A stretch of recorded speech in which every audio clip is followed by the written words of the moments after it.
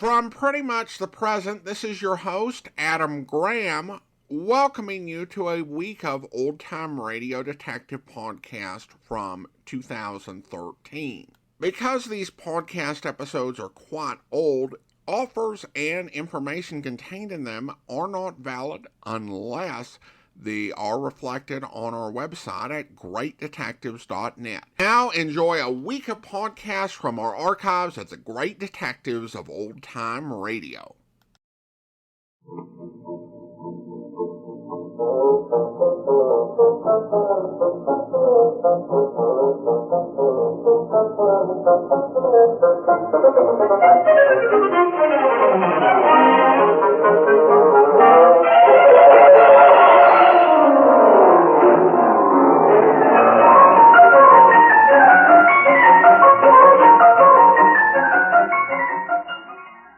Welcome to the Great Detectives of Old Time Radio from Boise, Idaho. This is your host, Adam Graham. If you have a comment, email it to us, box13 at greatdetectives.net. Follow us on Twitter at Radio Detectives. And become one of our friends on Facebook, facebook.com/Radio Detectives. Well, we marked the beginning of our listener support campaign. And I want to thank some of the folks, everyone who sent in donations throughout the year. I received a donation from Letitia at just the very day that I was recording this episode. Now, the listener support campaign is basically how we pay the bills for a lot of things that go with the show, and also kind of lead into the long-term goal. Ideally, I'd like to, focus my life on those things that I'm passionate about, including old-time radio podcasts. There are probably, 2 or 3 other podcasts I would love to start. I just have not had the time, so the money that we get from the listener support campaign kind of helps towards that end. The long-term goal of being supported by writing and podcasting, able to focus on those things. Also, expenses that do go along with the program. We pay for monitoring for virus attacks that took down our show several months back. And last year, we also had to switch to a dedicated server for our web hosting just because of all the programs we were hosting and bandwidth we were using. Research books, and there are a few materials and sources of audio for the programs that require some expenses. So it all kind of does add up. So your support is appreciated. Now, during the whole year, we will send you access to our listener support to our premium site with all donations of $7 or more. And our premium site is primarily designed for folks who don't have the smartphone, so they can't take advantage of the app. You get all the extras that we have on the app, so you can download them on your computer and listen to them. But during the listener support campaign, we give an extra special thank you to those who give $20 or more. And among those items, at the $20 level, can send you one of the great Colonial Radio Theater dramas. And they are really doing a great job keeping American radio drama alive. And I'll offer you one of the favorites. A lot of listeners have absolutely loved their Perry Masons, Father Brown, also King Solomon's Mine and Zorro programs. Just wonderfully acted, wonderfully performed, great job of bringing the theater of the mind into the 21st century. And that is that is one of the options at $20 or more. And you can go to support.greatdetectives.net to view all of the options. And I'll have one more I'll mention after the program.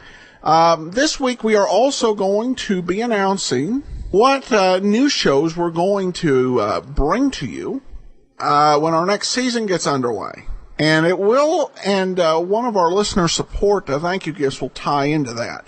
But let's go ahead and we will take a listen, and I'll be back after the show to let you know what programming you'll hear on Monday once the 5-part Johnny Dollar episode's in. But here now is the Bennett Matter. From Hollywood, it's time now for Johnny Dollar. Andrew Cord, Johnny. How'd you like to go to San Francisco? What's up, Andy? Well, we've written a lot of insurance for an independent contractor out there, a man named Arnold Bennett. Uh-huh. Last night, his latest project went up in smoke. An office building he completed a month ago. How much is the policy worth? There were 5 companies involved. They took it on at $100,000 apiece and turned it over to us. $500,000? Yep. I talked with the arson inspector for National Fire Underwriters in San Francisco. He said the fire looked phony. I'll pack my things.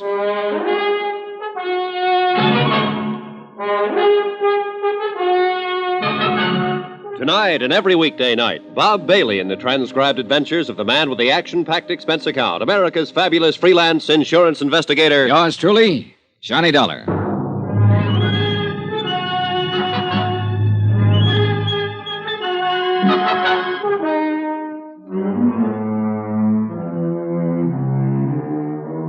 Expense account submitted by Special Investigator Johnny Dollar to the 4-State Fire Insurance Corporation, 4065 Spear Boulevard, Hartford, Connecticut.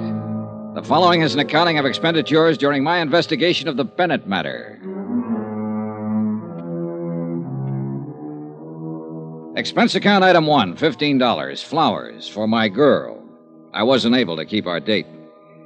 Instead, I met 4-State Fire Investigator Andrew Cord at his office, and we made immediate arrangements to fly to California. Item 2, $25.06, one raincoat.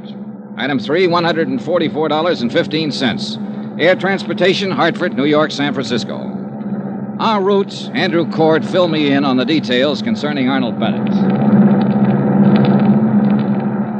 Oh, Johnny, as things stand now, Bennett hasn't filed claim yet, although I imagine that'll be coming through pretty fast if I know him. I met him once when he was in New York getting money to finance one of his big subdivisions. Yeah, seems I've heard of him. Oh, he's made time and life a couple of times each. Oh, yeah. When I met him, I said to myself, Andy, look well on this man. He may be the last of his kind. Oh, how's that? Well, Arnold Bennett must be past 60 now. He's been everything in his lifetime. Sailor, soldier, lawyer, financier, bootlegger, gun runner, Lord knows what all. Talked fast, worked hard, and what he couldn't get one way, he got another. All in all, he's done pretty well. It shows all over him. I didn't like him, Johnny. Well, go on. Well, maybe I was just jealous of his aggressiveness, or maybe it's that I've just heard stories of how he ran roughshod over big and little. About this new building of Bennett's that burned down. Yeah. Well, the man in San Francisco is pretty sure the fire was of incendiary origin. Well, can he prove it? Well, that'll be up to him, and you, and me. 4-State and National Fire Underwriters are going to handle the investigation. Federal, Great Atlantic, and Tri-State Underwriters aren't going to send any men at all. They figure it's best not to clutter things up. But proving the fire was incendiary may not be too easy, Andy. Well, we'll see when we get there. There's a standoff motive in the whole thing. We can start with that. What's that? Bennett's in financial trouble, big trouble. Taxes, so on. The fire was an out. I see. Well, who's the arson man in San Francisco? Billy Underwood. Oh, good. Bill Underwood's one of the best arson men in the business. Well, it's going to take all of us to get Bennett, Johnny. Now, we'll split it 3 ways. We'll let Underwood handle the fire evidence. You can play front force with Bennett, and I'll comb around in the financial situation. Yeah, well, we sure got our work cut out for us. But listen, Andy, you sound sort of scared of this guy, Bennett. I am, kind of. Why? Nobody's ever beat him. Expense account item 4, $7.50. Incidentals upon arrival in San Francisco. Andy Cord and I checked in at the Fairmount, then went downstairs, rented a car, and drove out to the scene of the fire. Bill Underwood was already there, had been there all day. We all shook hands, and then Underwood broke it down. Bill was a bit of a pedant, had things pretty well organized for us. Now, it's this way.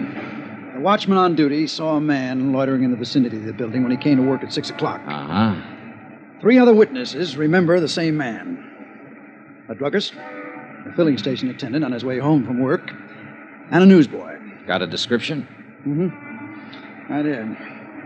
Male, Caucasian, 25 to 30, medium build, approximately 170. Dark hair, dark complexion. That's it. Have you talked to the police yet? Haven't had a chance, Billy. You know they got 8 men on this? Well, with that much of a description, it might make it easier. I sure hope so. So far, the description hasn't fitted anyone in the files yet. The newsboy swears that he saw this man sneak around the side of the building about 6 o'clock. The fire broke out about 6:30. Anybody see him leave? Mm-hmm. The newsboy says he saw him catch a bus on the corner right before the fire broke out. Might help us. But the bus driver on the line wasn't any help. He's pretty busy that time of night. Have you had a chance to go over this yet? Well, we started. I'm working with a fire inspector on it. And as soon as we come across anything, I'll let you know. We can't overlook any possibility on this, Billy. Any. Yeah. I know about Bennett. He's been out here asking me who I am, what I'm doing. He doesn't like it. Oh, he doesn't? Yeah.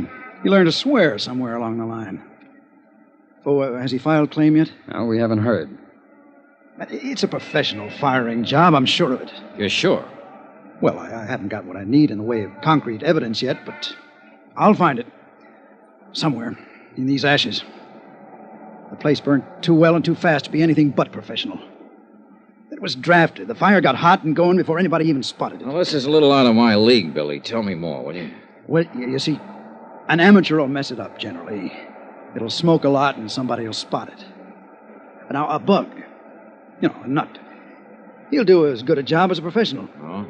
But he'll stick around and watch it burn. Stand a good chance of getting caught. He might even call up somebody and tell him how happy he is. But this bird, the one the newsboy saw getting out of here fast, well, he sounds like he knows his business. Mm-hmm. It's business with him. Then it'll be my job to connect him and Bennett somehow. And that's the tough part. Yeah. All I got to do is play around in the ashes. Oh, Johnny. Yeah? Watch your step with Bennett. Sure. He doesn't care about anybody.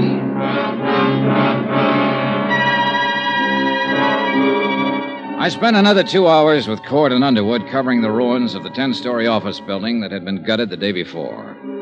Underwood acquainted Cord and me with all of the necessary details, all he could. That night, we sat with the 3 witnesses at a special show-up in the Hall of Justice. 60-odd suspects were paraded out. There were no identifications. The next morning, while Cord and Underwood carried on with their part of the investigation, I went out to Arnold Bennett's real estate office near the Presidio. Remember that old saw, how a woman in love is always beautiful? When I walked in, I had no idea Elizabeth Bennett was in love and no idea that she was beautiful. Her sallow face without makeup, framed in a wisp of stringy blonde hair, wasn't flattered by the shapeless black dress and low-heeled shoes she was wearing. Certainly not the going idea of beauty. Now, did her conversation reveal anything to indicate love? Yes, sir. May I help you? Mr. Bennett, please. My name's Dollar. Dollar? D-O-L-L-A-R? He's not expecting me. Your business, Mr. Dollar. Four State Fire Insurance Corporation. It's about the fire that destroyed the office building. Oh, yes. Just a moment, please. Well, what is it, Liz? Mr. Dollar is here, Uncle Arnold. I don't want to see anybody today. I told you that, you idiot. Mr. Dollar's from 4 State. It's about the fire. Oh. Well, send him in. And go out to lunch. Yes, sir. It's all right, Mr. Dollar. Straight ahead. He always like that? He's nice today. Thanks, Elizabeth. That's your name, isn't it? Yes. I'm Elizabeth Bennett. Go straight ahead. Dollar? That's right. Mr. Bennett? Come in, come in. I'm not going to ask you to sit down. I know why you're here. You have insurance investigator written all over your face. Well, in that case, we can get right down to the business at hand. What caused the fire? We don't know yet. It was deliberate. What? Somebody started that fire, that's what. And I know who. Get him and you'll save yourself some work. Tony Midas. Tony Midas? Who's that? The crackpot that set fire to my building. He's out of prison now, and he swore he'd get me. Well, now, look, maybe you'd better tell me just who he is and why he'd want to get you. Tony Midas worked for me once. I caught him stealing money, and I prosecuted him. He was sent to prison for 5 years, and he's the one you want. You seem pretty certain of that. Of course I'm certain of it. I know what enemies I have, what friends. Don't tell me I'm going to have to pussyfoot around with someone like you and get any place in this whole affair. Well, there are some witnesses who got a look at the man who started the fire, or at least it's a good bet he's the one we're after. So tell me, what does this Tony Midas look like? I don't remember. I hardly ever remember faces. But you remembered his threat. You bet your last nickel I remember his threat. And he's the kind of screwy punk to carry it out. Last week there was a small story in the newspaper that he was being released from prison. Well, then we'll certainly look him up and have a talk with him. That's very good of you, I'm sure. Oh, now, look, this can be a very difficult thing all the way around, or we can all cooperate, Mr. Bennett. I'll cooperate. I know why you're in town. I know who you came with. I met that glorified fire inspector yesterday. Underwood, you people don't fool me, and I'm not trying to fool you. Get Tony Midas, and you've got your man. Did you tell the police about Midas? No, I was waiting for some bird like you to walk in here with your high-handed attitude. Now I've told you, now you can get out and get busy looking for him.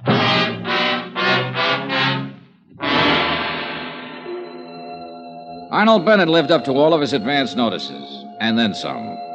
I'm paid very well to stand and take what I have to find out what I want to find out. Sometimes it's not enough money. A review of the trial and proceedings in which Tony Midas had been convicted of grand theft, his threats at the time of his trial substantiated Bennett's information. That didn't surprise me. What did surprise me was that one of the three witnesses identified Tony Midas's mug picture as the man seen in the vicinity of the building the night of the fire. An APB went out for Midas. The San Francisco police began to turn the town upside down looking for him. By 5 o'clock in the afternoon, the other two witnesses had made up their minds that he was the man they had seen after all. The case against Midas became stronger. It was imperative that he be located.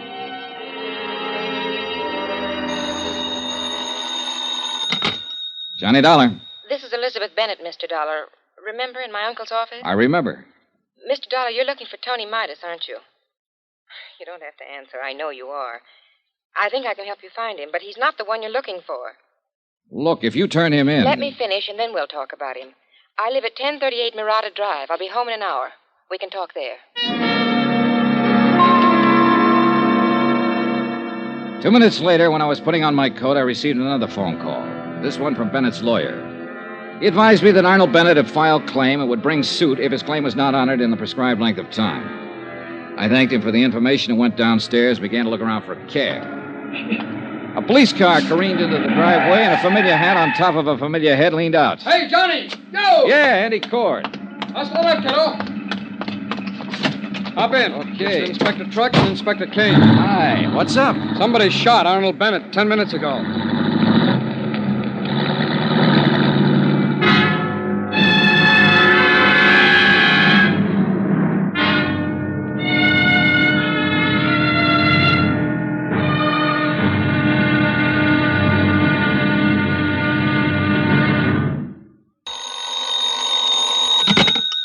Johnny Dollar. Billy Underwood, Johnny. They're trying to get you all over town. The hotel said to call you at this Skyline number. I'm out at Arnold Bennett's house. He's been shot. What? That's right. Well, who shot him? Don't know yet. I think I'm a transfusion here before they take him to the hospital. Uh-huh. Look, Johnny, I got something to show you. Now, what? Some ashes we just analyzed. The Bennett building was fired by a pro. He used celluloid and a wick made out of paraffin. I can prove it. I hope Bennett lives to hear that.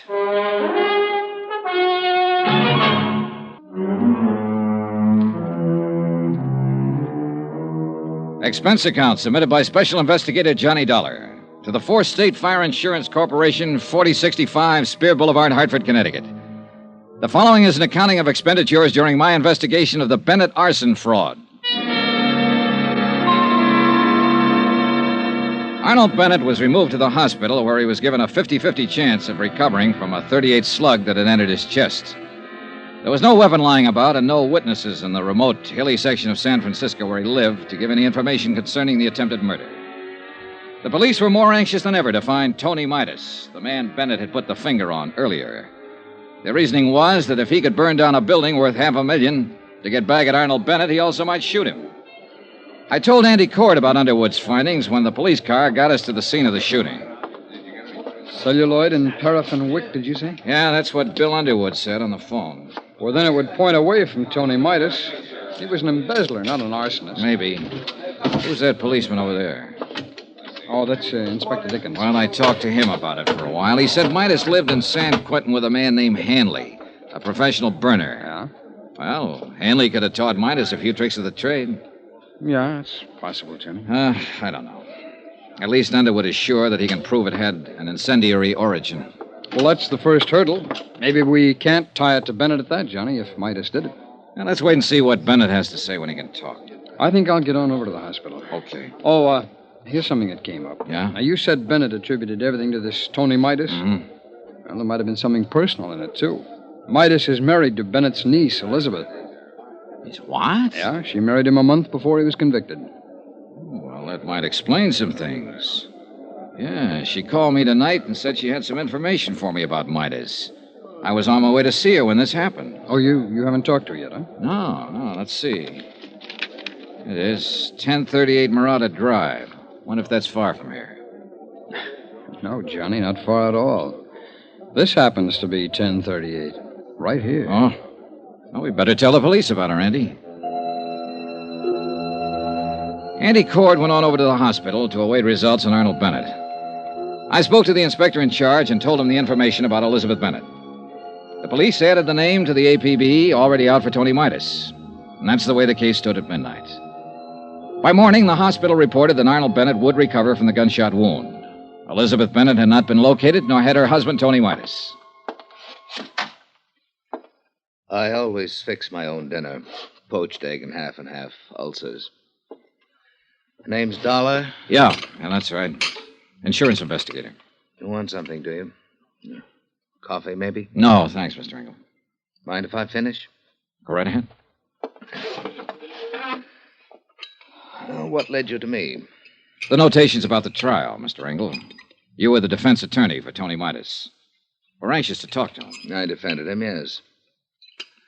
I don't think I'm going to be much help, Dollar. I haven't seen him since he got out. I've no idea where he is. We'll find him, Mr. Engel. What's it all about? Well, Tony Midas has been identified as the man who started a fire in the Bennett building. Or at least who was seen in the vicinity of the building when it went up. I'm sorry to hear that. Are you, Mr. Engel? Tony Midas was a nice kid who got in a little trouble. Everything was against him at the trial. Bennett poured it on. He didn't have to, but he did. He could have let him off. You were Midas's lawyer. Did you try to talk Bennett into letting Midas off? No, I didn't. Nobody talks Arnold Bennett into anything. Oh? Tony never would admit taking the funds. He said he was framed, but he didn't have a prayer with all the evidence against him. Yeah, I read a transcript of the trial. Then you know Tony Midas pleaded not guilty in the face of everything, and he went up. I wanted him to make a guilty plea and rest on the mercy of the court. It was his first offense. Well, he's out now, and it looks like he's trying to get even with Bennett for prosecuting him. All for a lousy $10,000. Yeah. Did he ever get in touch with you? I told you no. No phone call? No. Do you have any idea where he'd be in town, Mr. Engel? No, I don't. Okay. Then I guess I'll leave you to your eggs. Dollar. Yeah. If you find Tony Midas, I'd like to know about it. Why, Mr. Engel? Oh, just curious. I'd like to see him. I'd like to see what 5 years in prison does to a kid like that. Mr. Engel, Arnold Bennett was shot in his home last night. No. That's all you have to say? What else is there to say? Well, you could have asked, is he alive or is he dead, for one thing? Suppose I don't care. Okay, he's still alive. They think he'll pull through. Who do you think shot him, Mr. Engel? I don't know. They're looking for Tony Midas for that, too. Oh? Did you know Bennett's niece? Elizabeth? Yes, I met her. Well, they're looking for her, too. She's married to Tony Midas. Yes, I knew. I knew about that. Sit down, Mr. Engel.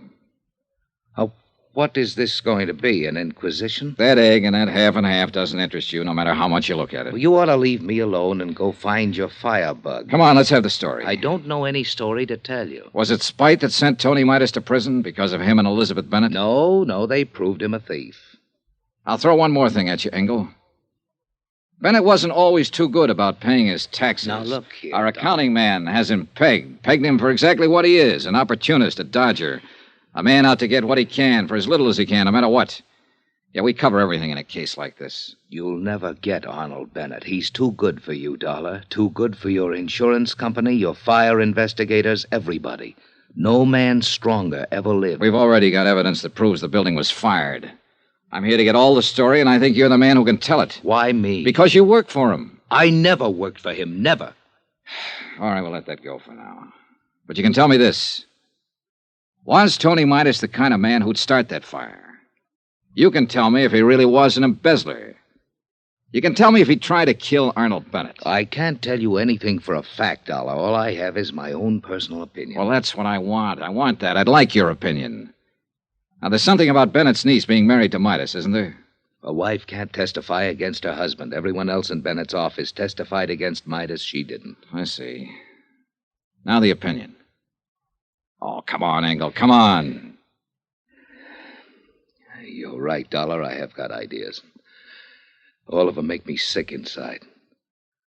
Tony Midas stood there and told me he was innocent. He said it 1,000,000 times if he said it once. He said he thought Bennett was framing him. To cover up for income tax shortages? It's just surmise, but it fits. Midas was a green kid hired into the company by Bennett. He might have been hired to be framed on a phony embezzling charge that'd give Bennett a good excuse on his taxes for a while. I've been fooled a lot of times. Did Tony Midas fool you? I don't know. I wish I could have gotten him off. I tried, Dollar. Believe me, I tried to get him off. You come here to me and say he's out of prison now and getting even. He's burnt down a building and tried to murder Arnold Bennett. Tony was a nice boy, Dollar. But now his whole life's gone, and for what? I hope you don't find him or her. I hope they go far away and stay away and don't have to talk to anybody ever. They deserve that. I hope nobody ever finds him. But we did find Tony Midas. He was right under our noses all the time. When I got back to the hotel, there was a message for me to get down to the county hospital. Cord was waiting for me there. They took us downstairs, and then we were both standing in a room looking at Tony Midas before they took him across the hall to the morgue. It's a funny thing, Johnny.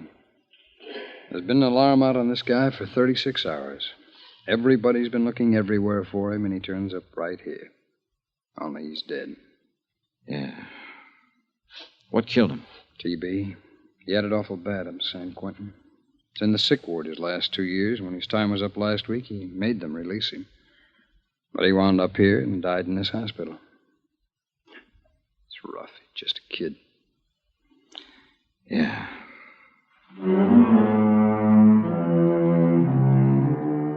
Up until that time, there had been some kind of a case against Tony Midas. But obviously, since he had been dead almost 2 days, it was impossible to connect him with the attempt on Arnold Bennett's life and the firing of the building. So we were right back where we started from, trying to make a case against Arnold Bennett, who still lay in his hospital room and refused to talk to anybody who came near him.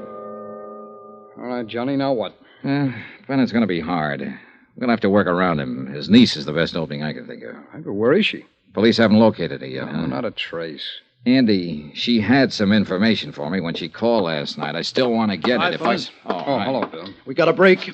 George Foley's in town. Who's that? Best celluloid and wick man in the country. If you happen to want a building burnt down. One of the policemen at the hospital spotted him in the lobby trying to see Arnold Bennett. That'd tie it, Johnny. Where is he now? They followed him to an address on Baringo Street. They aren't going to move in until we decide something. 12 minutes later, Andy Cord, Bill Underwood, and I were standing in front of a decrepit-looking boarding house on Baringo Street talking to the 3 policemen from the San Francisco Police Department.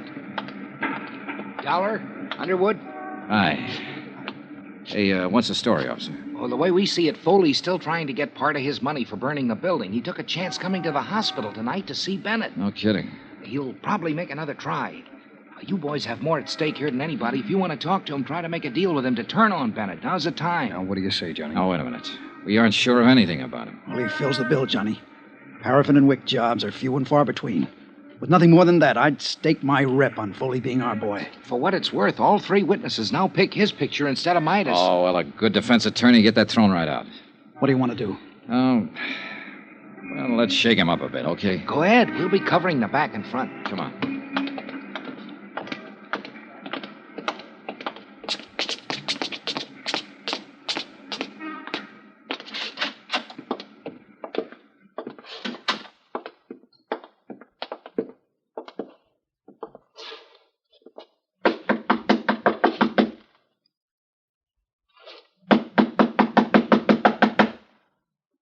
We know he's in there, Johnny. Let's bust it in. No, wait.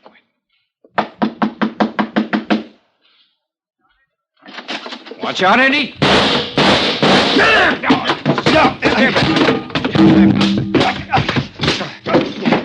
All right. That's enough. You okay, Bill, Andy? Okay. Yeah. All right, tough boy. Get on your feet and let's get out of here.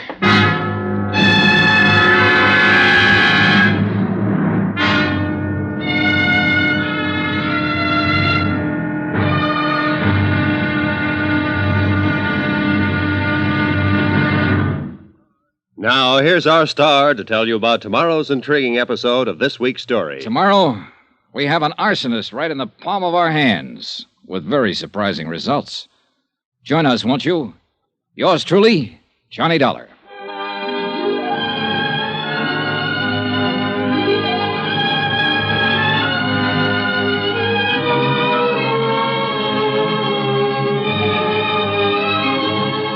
Yours truly, Johnny Dollar, starring Bob Bailey, is transcribed in Hollywood. Written by John Dawson. It is produced and directed by Jack Johnstone. Be sure to join us tomorrow night, same time and station, for the next exciting episode of Yours truly, Johnny Dollar. This is Roy Rowan speaking.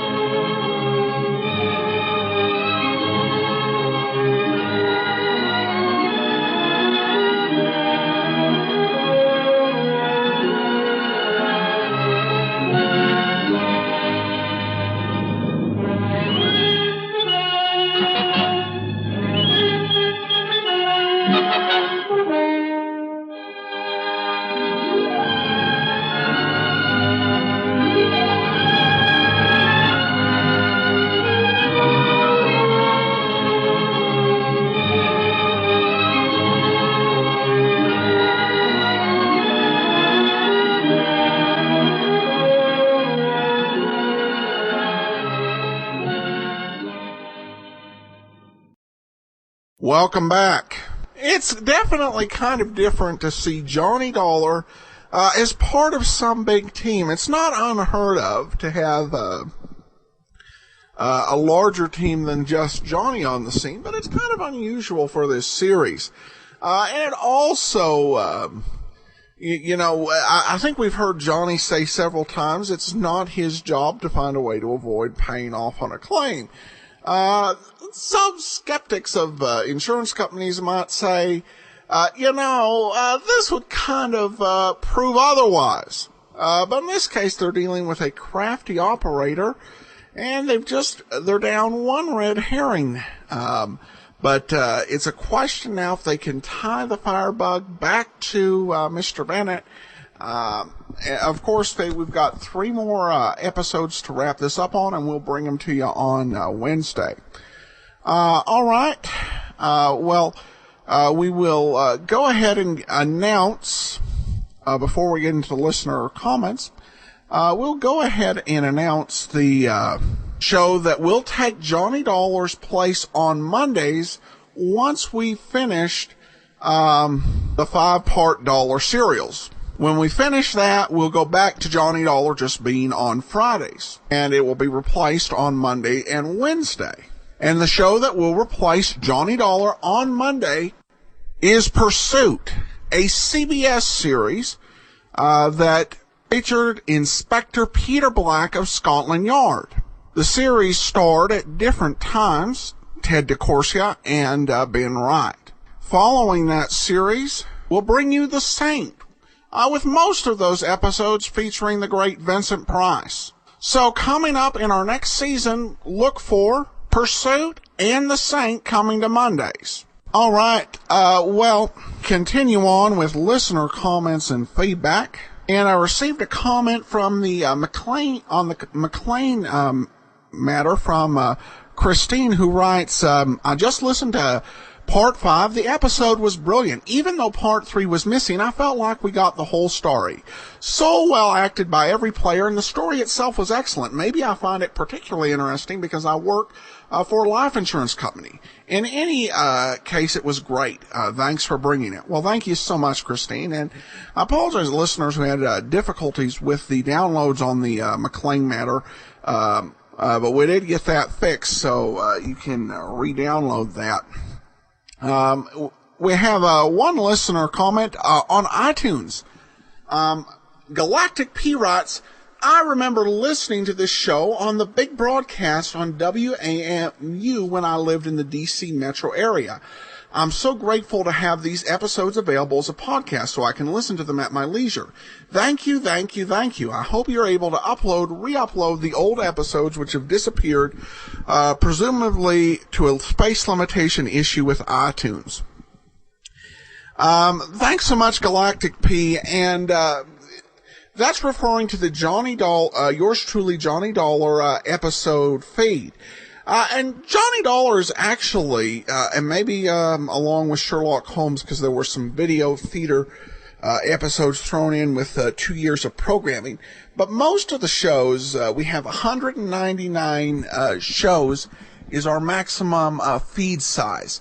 Any more than that, and it starts, dropping episodes. So Johnny Dollar's above 200 episodes, particularly since we've been doing 3 episodes a week. And unfortunately, there's no way to add them back in, other than to rerun previous programs. However, you can go to archives.greatdetectives.net and download any shows that have fallen off onto your mobile device, or just onto your computer. It would probably not be advisable to wait for us to upload again, because we'd have to rerun the episodes. And as of this recording, we're kind of in the middle of the Edmund O'Brien episodes as to availability. So if you're interested in downloading old episodes off the feed, probably a good idea to download it as quickly as possible. And then we have this comment from Denise. Love the shows, but could you save the commentary till the end? Well, I definitely appreciate the viewpoint. And usually commentary doesn't go on long at the beginning. Oftentimes, actual speaking is a minute or less. Certainly not today, as we're introducing the listener support campaign, but we try and keep it short and save most of our talk for the end. But sometimes you just got to have some flexibility. So, hope listeners appreciate that. And if you want to fast forward, just fast forward ahead. But sometimes there's something there you'll want to listen to as well. So. Again, listener choice, always the best thing. Okay, well, that will do it for today. We'll be back tomorrow with Mr. Moto and another new show's announcement, as well as, I think, a surprise I hope you'll find pleasant. And so we'll see you tomorrow with Mr. Moto. Well, our listener support campaign continues, and I want to thank everyone who has given in support already. During the rest of the year, all donations of $7 or more receive access to our premium site. However, during the listener support campaign, we give an additional thank you gift, based on any donation of $20 or more. If you give at the $20 level, one option we provide is a Kindle copy of my book, What Made the Golden Age Shine. And at the $50 level, you can get a digital download of your choice of BBC Radio 4 radio dramas featuring Poirot or Miss Marple.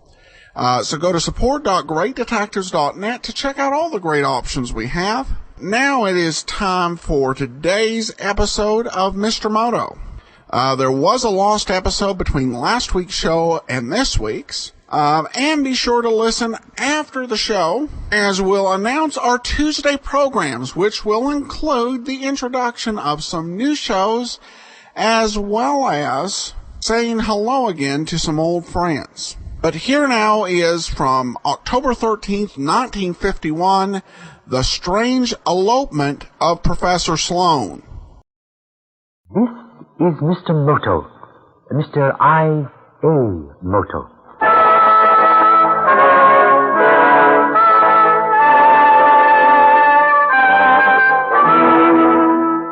Once again, NBC brings you Pulitzer Prize winner John P. Marquand's fabulous and mysterious Mr. Moto, International Agent Extraordinary. The inscrutable, crafty, and courageous little Oriental whose exploits have endeared him to millions of Americans, in another adventure in the world of mystery and international intrigue. Tonight's story concerns the strange elopement of Professor Sloan and stars Mr. Moto, Mr. I.A. Moto.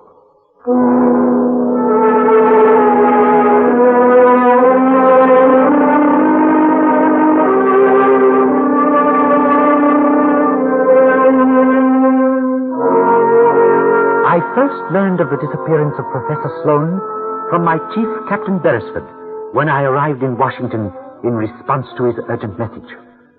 Well, here are the facts, Moto. He checked out of his laboratory at the Ellington Project last Friday evening, shortly after 6 o'clock. Yes? He picked up his car in the parking lot, drove away toward town. The attendant says he stopped at the corner where his assistant, Miss Martin, was waiting for a bus, offered her a lift. She entered the car and they drove off together. And neither one of them has been seen since. Professor Sloan was one of the scientists working on the H-bomb, was he not, Captain? Professor Sloan is one of the top experts on the wave mechanics of the hydrogen atom. And his assistant? She's a former student of the professor's. And, well, there has been gossip about him and Miss Martin for some time. You see, Sloan's wife is an invalid. I see. However, Mrs. Sloan insists that there was nothing between him and his assistant. It doesn't seem likely that she would have tolerated Helen Martin in her home if there had been. Miss Martin resided with the Sloans? Yes, she occupied a room in their house. I take it there is considerable difference in age between the professor and Miss Martin. He is 55, she is 24.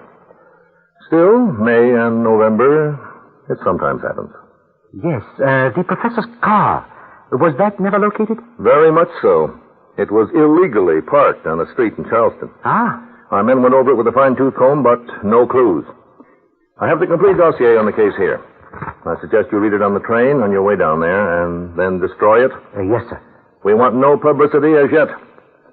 After all, the professor may just have, well, eloped with this girl. Quite so, Captain.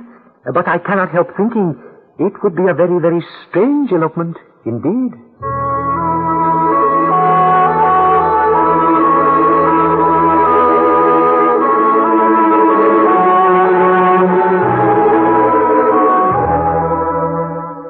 Ellington, South Carolina, is a tiny hamlet on the Savannah River. And not counting the military and civilian personnel of the H-bomb project, it has a population of less than 1,000. Professor Sloan's house was a pleasant, rambling mansion on the outskirts of the village, overlooking the river. The door was opened by a uniformed nurse. Come in, Mr. Moto. Mrs. Sloan is expecting you. Oh, thank you. Right through here on the sun porch. Yes. She's sitting up in her wheelchair today. Oh, I am glad of that. I would not like to impose myself if she were too ill. This whole thing has upset her terribly. Try to make the interview just as brief as you can. Of course. Miss Doss, is that you? Yes, dear. Mr. Moto has arrived. Ring if you want me. Ah, at last. Thank heaven they've put you on this case, Mr. Moto. Those other men, bunglers, all of them. Sit down. Sit down. Thank you. You have a very beautiful place here, Mrs. Sloan. I hate it. Oh, the view is very fine, but when I think of that lovely river being polluted with those horrible death-dealing atomic poisons... Did you know it's not safe to eat the fish? I understood that was only a rumor. Well, I certainly wouldn't risk it. I'm sick enough without exposing myself to radioactivity. You see, I had pneumonia last year. Oh, but you didn't come here to listen to my troubles. What can I do to help, Mr. Moto? Tell me something about your husband, Mrs. Sloan. He's a wonderful man. A brilliant man. The kind of man who wants nothing in life but to be let alone and do his work. He was not happy working on the H-bomb project? He hated it. We both hated it. Huh? When he was teaching at the university, we were happy. We had our little circle of friends on the faculty, and we were free. Since he's been working on this horrible project, we've never known a moment's peace. Hounded, spied upon, not knowing whom to trust, afraid to speak for fear our words might be misinterpreted. You do not seem to be afraid to speak your mind to me, Mrs. Sloan. No, Mr. Moto. Because I feel sure that as an Oriental, you cannot help feeling a revulsion against the thing that maimed so many innocent people in Japan. Yes, atomic weapons are a very, very evil force. But in the world today, they are a very, very necessary force. So, you're like all the others. I might have known. That's why you want to find my husband, isn't it? So he can be put back to work on the business of destroying the world. I think your husband wants to be found, Mrs. Sloan. Why do you say that? When his car was found in Charleston, it was parked in front of a fire plug. If he placed it there, he must have wanted to draw attention to it as quickly as possible. Ah, but did he park it there? I think he did. Then you don't think he ran off with Helen Martin? No, not voluntarily. My husband is a very obstinate man, Mr. Moto. I've never known him to do a thing against his will. That is a useful thing to know. One other thing strikes me as contradictory in this case, Mrs. Sloan. If Helen lived in this house, why was she waiting for a bus when the professor drove out of the parking lot? Did she not usually ride home with him? Not always. We're not on the main highway here. If she was going into town, it would be several miles out of the way. Nevertheless, he stopped and picked her up. Well, he might have remembered he had an errand in town. Things like that often slipped his mind, and he would suddenly remember. Did he have an errand in town? Not for me, if that's what you mean. Why do you think your husband disappeared? Your guess is as good as mine, Mr. Moto.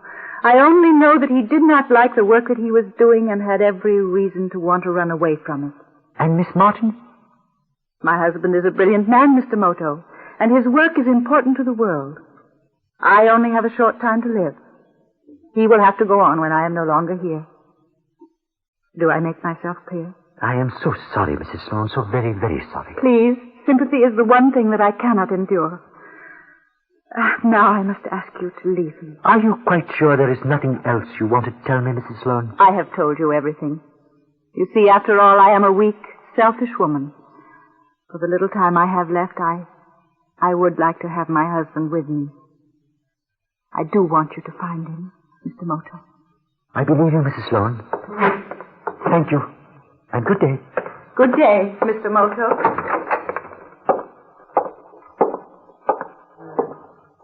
Well, you did keep it short, thanks, Mr. Moto. Miss Goff, what is the nature of Mrs. Sloan's illness? Pernicious anemia, complicated by brandy. I thought I detected an odor. But she seems... You happened in on one of her good days. She's a complete, hopeless alcoholic. I noticed an X-ray machine in the room. No, it's not cancer. The professor uses that for his hobby. Hobby? He collects diamonds. I think they use X-rays to detect flaws or something. Very curious hobby for a professor. Oh, they're not valuable diamonds, just the industrial type. What is your opinion about the professor's disappearance? I don't know. I think he may be suffering from amnesia. Why do you think that, Miss Goff? Well, he's been forgetful lately, more so than usual. Huh? Several times I woke in the night and heard the X-ray machine humming. Did Mrs. Sloan mention it? No. He'd gone to bed and forgotten to turn it off. When I mentioned it to him, he'd fly into a rage, deny he'd left it on. That wasn't like him. He knew he was absent-minded and used to joke about it. How do you account for Miss Martin's disappearance? Understand, I'm not making any accusations, Mr. Moto. Of course. But Helen Martin spent a year in Moscow right after the war as an exchange student. Are you suggesting that she may have become indoctrinated while she was there? I know it. She was terribly against the professor working on the H-bomb project. Well, so was his wife. So, she tells me, was the professor himself. Not in the same way. Helen was very bitter about what she called a lack of free exchange of ideas between Russian scientists and ours. What I'm driving at is this, Mr. Moto.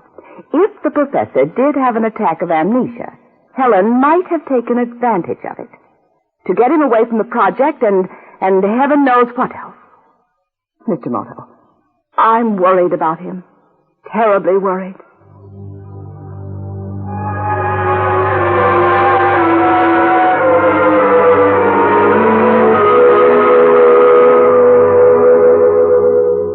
I, too, was worried about the professor's fate, but not for precisely the same reason as Nurse Goff. My concern centered on the professor's curious hobby of collecting diamonds and the fact that the diamonds had disappeared along with the professor. As I started walking back toward Ellington, an automobile stopped beside me, and a young man leaned out. Give you a lift, sir? Oh, thank you. I would appreciate that, young man. You're new in town. Working on the H-bomb project? No, just visiting. friend of Professor Sloan. You know the professor? I knew his assistant, Helen Martin. Oh, you are employed on the project. No, strictly a local yokel. I run a jewelry store. Ah, that interests me. Well, I don't sell any Hope diamonds, but people do get engaged and married, even in Ellington. By the way, my name is Hal Lloyd, named after the comedian of the same name. I am Mr. Moto. Mr. I.A. Moto. I thought so. May I ask why? Well, when the professor disappeared, I figured they'd put you on the case. How well did you know Miss Martin? She was wearing an engagement ring I gave her.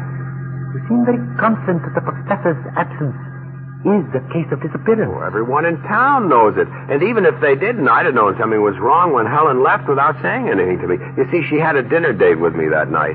She never showed up for it.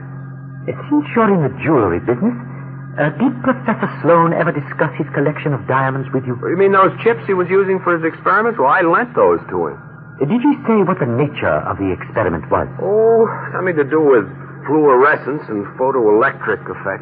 Was he any more specific than that? No, but Helen was. It seems that diamonds have the highest melting point of any substance containing hydrogen atoms. Yes, I am aware of that. But the type of diamonds he obtained from you contain metal impurities. If he hoped to obtain accurate results, he should have used the purest diamonds available. Maybe the government didn't want to go to the expense. I'm inclined to doubt that. Well, Professor Sloan wasn't too well thought of by his colleagues on the project. He often complained of being shortchanged on materials and equipment in favor of other workers. Mr. Lloyd, what do you think happened to Professor Sloan and your fiancée? What I really think? Yes.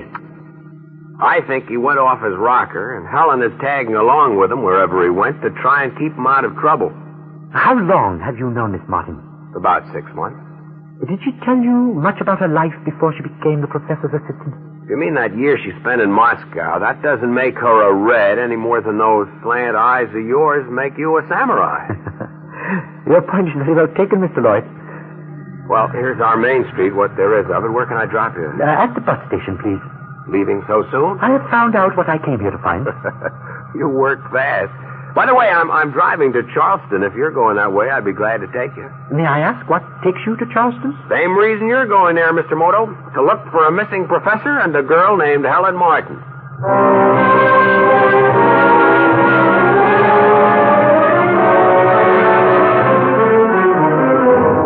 If Mr. Lloyd was a trustworthy person, there was no reason not to travel in his company.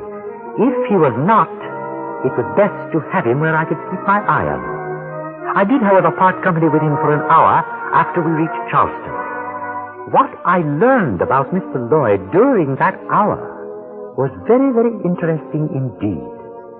In the 6 months he had known Helen Martin, he had mortgaged or sold everything he owned and borrowed on collateral and on his signature for amounts of cash totaling nearly $750,000. He had used the money to buy diamonds.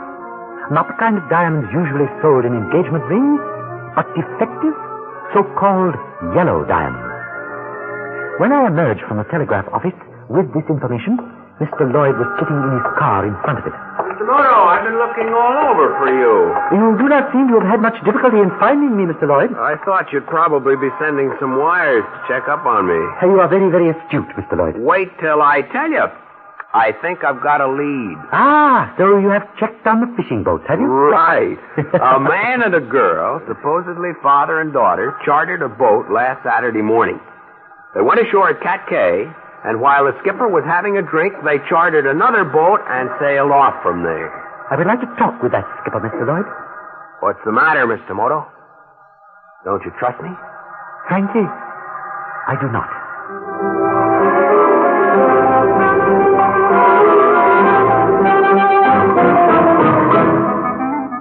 I meant what I said. I was not surprised, however, to find that his account of the skipper's story checked in every particular. Obviously, he was as anxious as I to locate Professor Sloan, though for what motive, I was still not certain. He had already chartered a small plane to hasten the search, and at 1 p.m., we took off for Cat Cay. From there, we followed a tortuous trail from island to island until the trail ended at Port-au-Prince at a hotel called the Excelsior. The proprietor, a Romanian gentleman named Sefi Eminescu, was very, very affable but not very, very helpful. They're staying one night only in separate rooms. Nice, quiet people. Then they're telling me that they've taken a house. They settle a bill and go away. No forwarding address. Well, so they were here, Mr. Moto. Mr. Eminescu, you are quite sure they were the man and woman in these photographs? Yes and no. How can I say? The man in the picture has a beard. The woman is more blonder than this and, excuse me, more sexier. If I squint my eyes, I say yes. If I do not deceive myself, I say no. She is what we call in my country a doll. And they said they were taking a house on this island? Darling, how should I know? If they are remaining here, they are not walking the streets, or Fefe would have seen them. Surely you must know what houses are available. Darling, what are you wanting with this copper? It is not I who want them, Mr. Eminescu. It is the United States government. Yeah, Mr. Moto is a secret agent. If you know what's good for you, you better talk. Please, Mr. Lloyd. Then you are a secret agent. Why, you don't say so, darling. Why did you lie to me before, Mr. Eminescu? They are on honeymoon. Honeymoon? Such lovebirds, darling.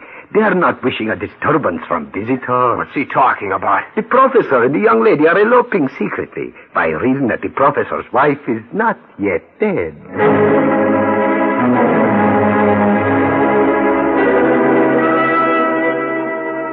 I was reluctant to believe it, but when we arrived at the seaside cottage to which Fefe had directed us, we were admitted by a bronzed, vigorous-looking middle-aged man whose appearance had altered so radically that even Mr. Lloyd did not at first recognize him. Well, Lloyd, I can't honestly say I'm glad you found us, but since you have, I hope there won't be any ill feeling. Where's Helen? In the patio. Come along. She'll certainly be surprised to see you. Helen, dear, we have visitors. Why did you have to come here? Now, don't be ungracious, my dear. Helen, this gentleman is, I'm afraid I've forgotten the name, sir. Moto. Mr. I.A. Moto. Thaddeus. Yes, my dear, he's a federal agent. But no matter, we have nothing to conceal from him. I am so very, very happy to hear that, Professor Sloan. In that case, you will surely oblige me by telling me the whole story. Well, I'm pretty inarticulate when it comes to this sort of thing. Helen, perhaps you'd better... Oh, it's quite simple, Mr. Moto. Thaddeus and I have been in love with each other for a long time.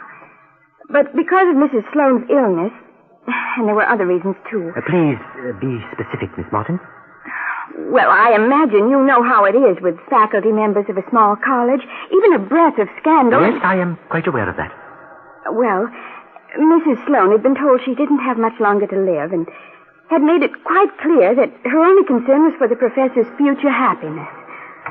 Since we wouldn't be hurting anyone, there didn't seem to be any reason...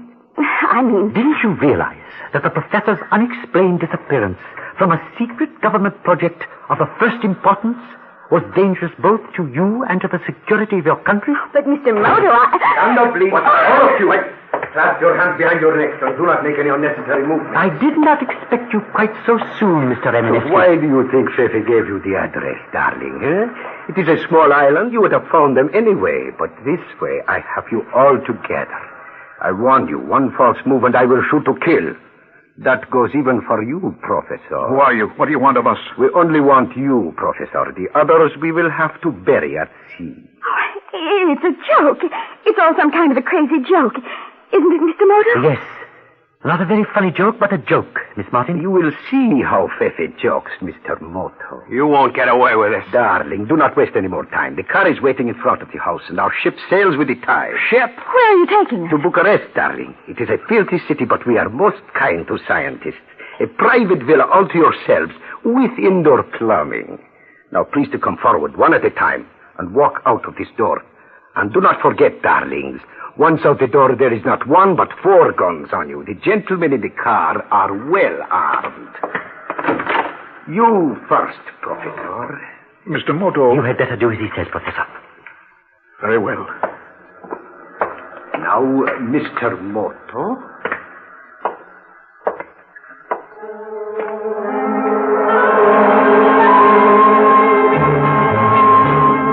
As I emerged from the patio, I saw that Fefe's threat was far from idle. Parked at the door of the house was a car containing 4 men, each with a carbine trained directly on us. They got out of the car, and while 2 stood guard, The other two carefully searched us for weapons. Before the search was complete, I heard a gun fired behind me. The wounded man who stumbled out of the house door was Fethi. Go, boys! Get out! It is all over! Mr. Moto, did I get him? Is he dead? I believe he is, Mr. Lloyd. Let me look at him. I want to make sure. Yeah, I fixed him all right. Professor Sloan, are you all right? Yes, my dear. The others sure took off in a hurry, didn't they? Yes, I was quite surprised. I wonder why. For the same reason that Mr. Eminescu preferred to bury the rest of us at sea rather than kill us on the spot. They did not wish to become involved with the island police. Oh, by the way, Mr. Lloyd, how did you manage it? I had a .25 caliber revolver strapped to my leg with adhesive tape. Indeed, a wise precaution. Where do we go from here, Mr. Moto? I think we had better get the professor aboard a plane and back to the States as quickly as possible. Next time, we may not be so lucky.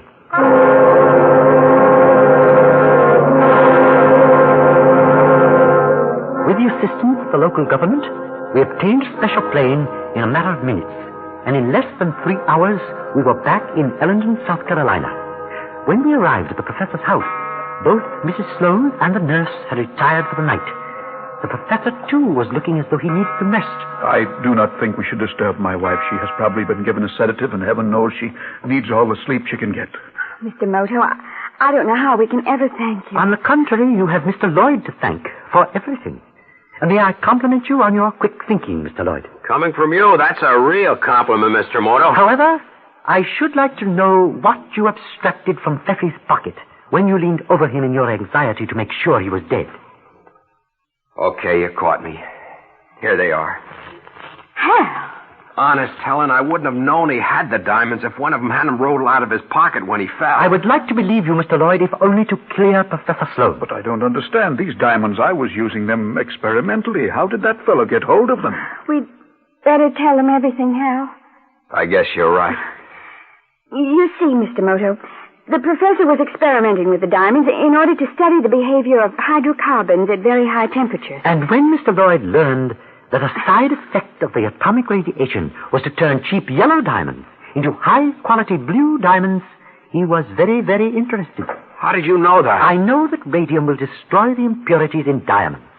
When I learned that you had invested heavily in yellow diamonds, Mr. Lloyd, I suspected that you might have learned another method of making expensive diamonds out of cheap ones through Miss Martin's knowledge of the professor's experiments with diamonds under atomic radiation. Helen had nothing to do with all this, Mr. Moto. You've got to believe that. I do not know what to believe, Mr. Lloyd.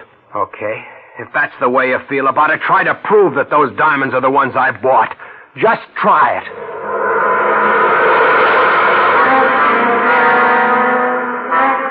Mr. Lloyd was, of course, quite right. I could prove nothing. I accepted the professor's invitation to stay the night and retired to the guest room. But I could not sleep. The puzzle of the professor's strange elopement was still not solved to my satisfaction, and I was still unable to form a link between that and the mystery of the diamonds. As I lay awake struggling with the problem, I became aware of a curious humming noise rising through the floor from the room directly beneath me. I put on a robe and tiptoed down the stairs. Halfway down, I observed the figure of a young woman moving about the sun porch. She had rolled the X-ray machine over against the wall. I was standing directly behind her before she was aware of my presence. Mr. Moto, you startled me. That is not surprising, Miss Guff. I woke up and heard a humming sound. The X-ray machine must be out of order. You would only have to unplug it from the electric outlet if that were the case, Miss Guff. Oh, yes, of course. I must be half asleep. I never thought. You have been thinking very busily, Miss Guff, but unfortunately in the wrong manner. What do you mean? First, let us stop this machine. There. You see how easy it is? Miss Guff, I am not going to waste any words with you. You have your choice. Mrs. Sloan will probably die. Either you stand trial for her murder, or you take your chances with another charge. What do you want to do? How much do you know? You were employed as a nurse in this house when Mrs. Sloan was ill of pneumonia. Something happened that made it convenient to you that she remain ill. You achieved that by training X-rays through this wall to her bed in the next room. The effect of those rays was to make her a chronic invalid suffering from pernicious anemia. Why would I want to do a thing like that? Because of the diamonds. The professor never thought of the monetary significance of what he was doing. When he got a certain reading under X-rays, he recorded it and forgot about the diamonds. They weren't valuable. Ask Lloyd. On the contrary, they had become very valuable. So valuable that Mr. Lloyd could not put them on the market without exciting suspicion. You finally contacted a group of international criminals who agreed to market the diamonds for you, but for a price. You're crazy. That price was to deliver Professor Sloan behind the Iron Curtain. But Mr. Lloyd was not a traitor. He told Miss Martin the whole story. She decided on her own that it was necessary for the professor to disappear for a while. Since the professor was attracted to Miss Martin, it wasn't hard for her to talk him into an elopement. This might all be true. But you said I have a choice. Yes, Miss Goff. Would you rather be hanged for murder or treason? That's not much of a choice, Mr. Moto. No. But, as an eminent Japanese sage once said, he who has a choice has trouble.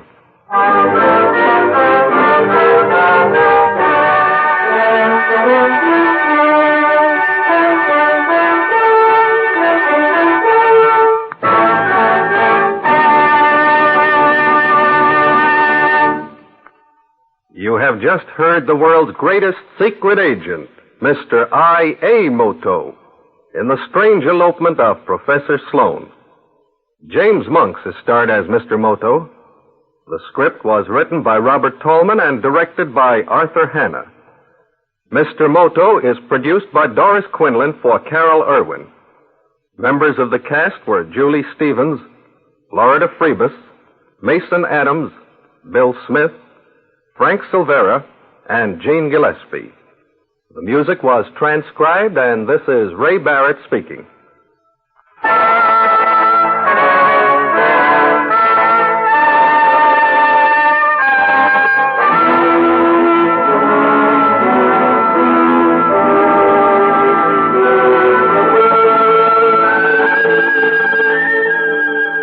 And now, here with a preview of next week's story is Mr. I.A. Moto. Next week, a story of intrigue involving a band of smugglers, a faithless wife, and a very potent cocktail in The Case of the Dry Martini.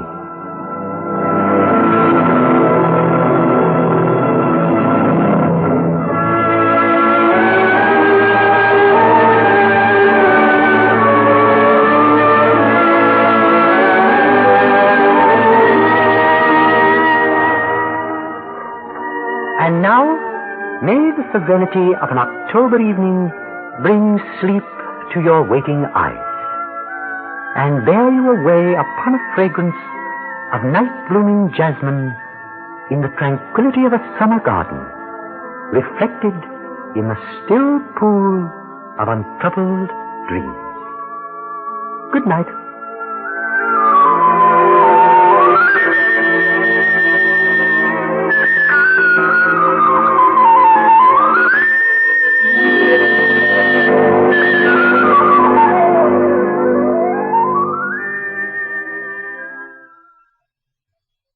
Tonight's program came to you from our NBC studios in Radio City, New York. Ray Milland and Joan Fontaine star on Theater Guild tomorrow on NBC. Welcome back. Well, I loved Moto's jab at the end. Clearly disgusted with the treacherous person. A definite return to form, because I was thinking after the Schramm method and the crooked log, we were kind of getting away from the whole the whole thing that made Moto distinct. But definitely a return. The one thing that I noticed in this episode that I really found humorous is Mr. Moto is a secret agent, and everybody seems to know it. So it's not much of a secret.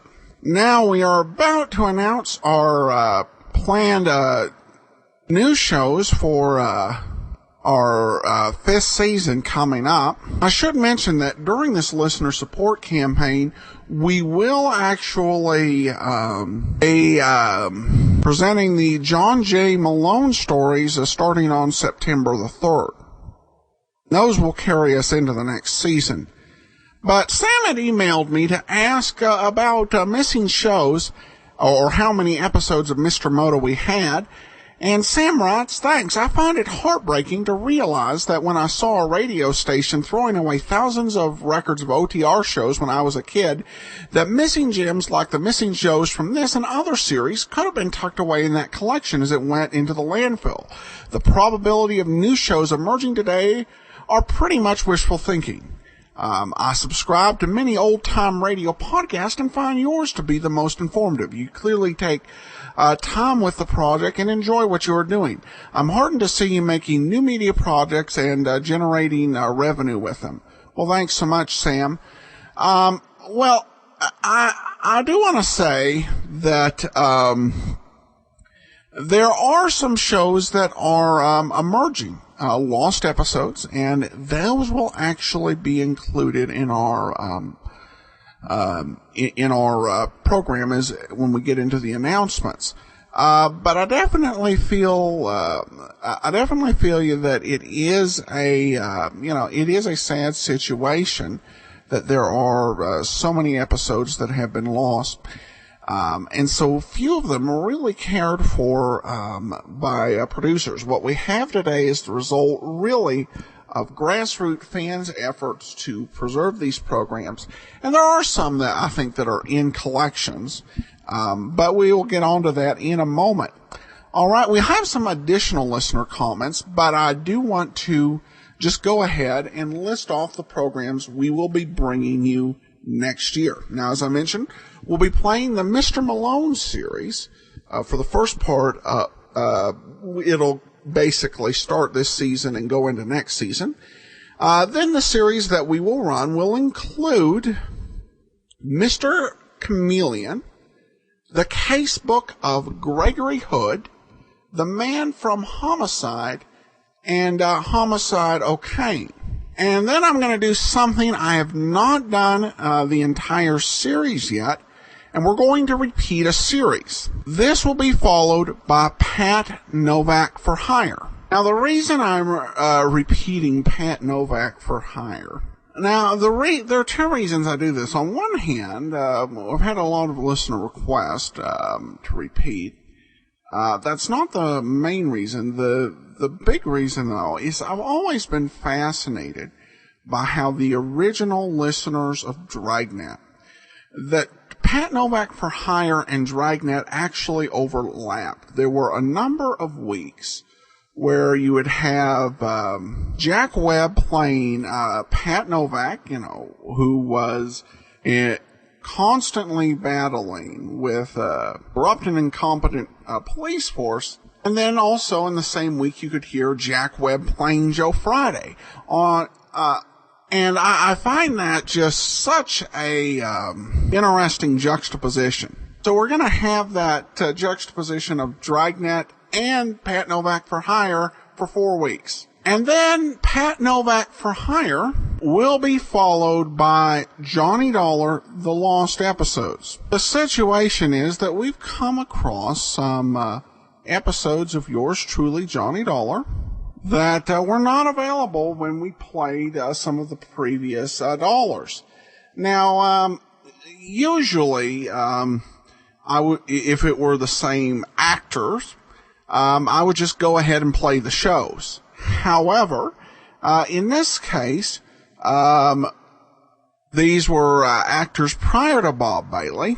I don't want to wait till after we finish the Bailey shows, which will be 4 years away. So we're going to do these programs. We have 3 episodes where we just have never played them before. Plus, we'll have 1 episode which we only had as a rehearsal, but we'll be able to bring you the network version, which will be a much nicer one. So for 4 weeks, we'll have Johnny Dollar, the lost episodes. And we're also waiting till after we finish the 3 days a week with the Johnny Dollar serials, because that would be too much of a good thing. Then we'll have Easy Money, which is one of my favorite series. And then the very last week of the season will begin Crime and Peter Chambers. So a very solid lineup. I hope you'll be listening. All right, some listener questions about other series. Rebecca asked, do you ever get any Perry Mason shows? The answer is no. Perry Mason shows during the golden age of radio were serialized in soap opera fashion. And basically, there's no complete case story arc available. So we'll not be able to do Perry Mason. And Robert asked, can you not get the Shadow shows? The answer to that one is also negative. Most of the Shadow wouldn't fit into the overall theme of the great detectives of old-time radio. Really more horror and adventure.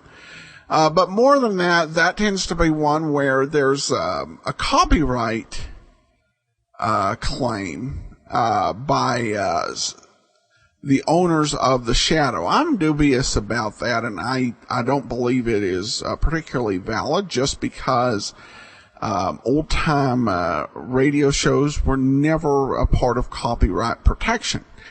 In other countries, such as the UK and Australia, it's basically part of their law that broadcast prior to a certain date, 1957 in England, and 1969 in Australia, are not covered under copyright. But there's more ambiguity for people to wiggle with.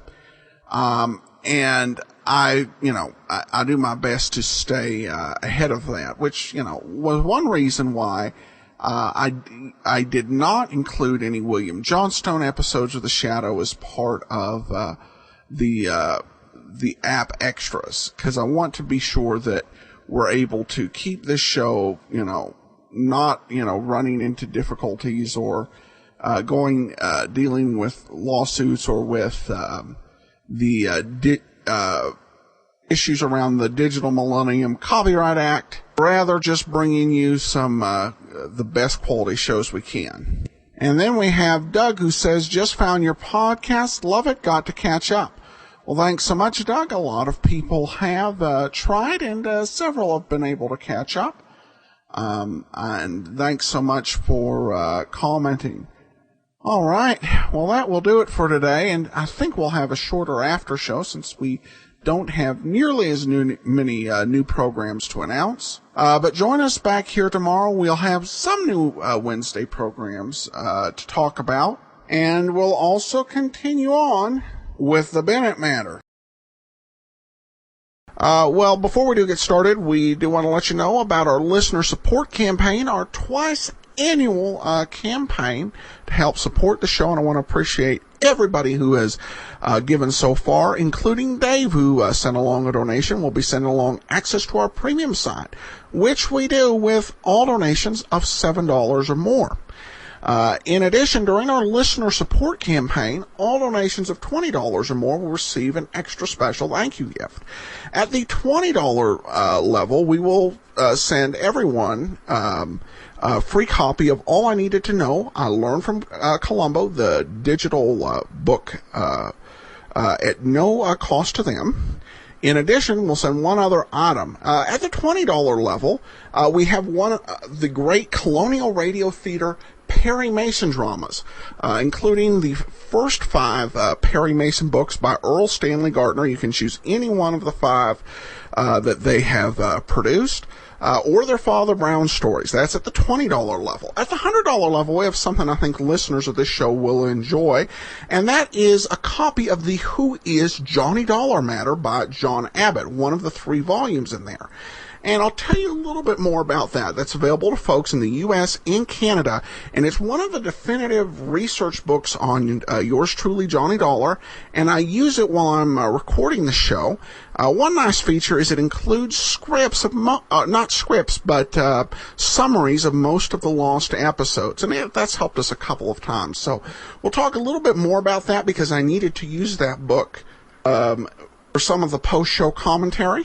And after we finish the commentary, be sure to listen as we'll announce what new shows will be coming to Wednesday in the next season on the Great Detectives of Old Time Radio. So here now is The Bennett Matter, Parts 3 and 4. From Hollywood, it's time now for... Johnny Dollar. Andrew Cord, Johnny. How's it going, Andy? All the police have been talking to that arsonist, George Foley, all night long. He won't admit a thing. Won't talk about anything. They're wondering now how long they can hold him. He's the man who fired that building, Andy. Well, we've got to have something more for the district attorney, Johnny. We haven't tied Foley to Bennett at all. If we can definitely charge him with firing that building, then we'll have a lever to go after Bennett. I got an idea. What? Meet you in an hour.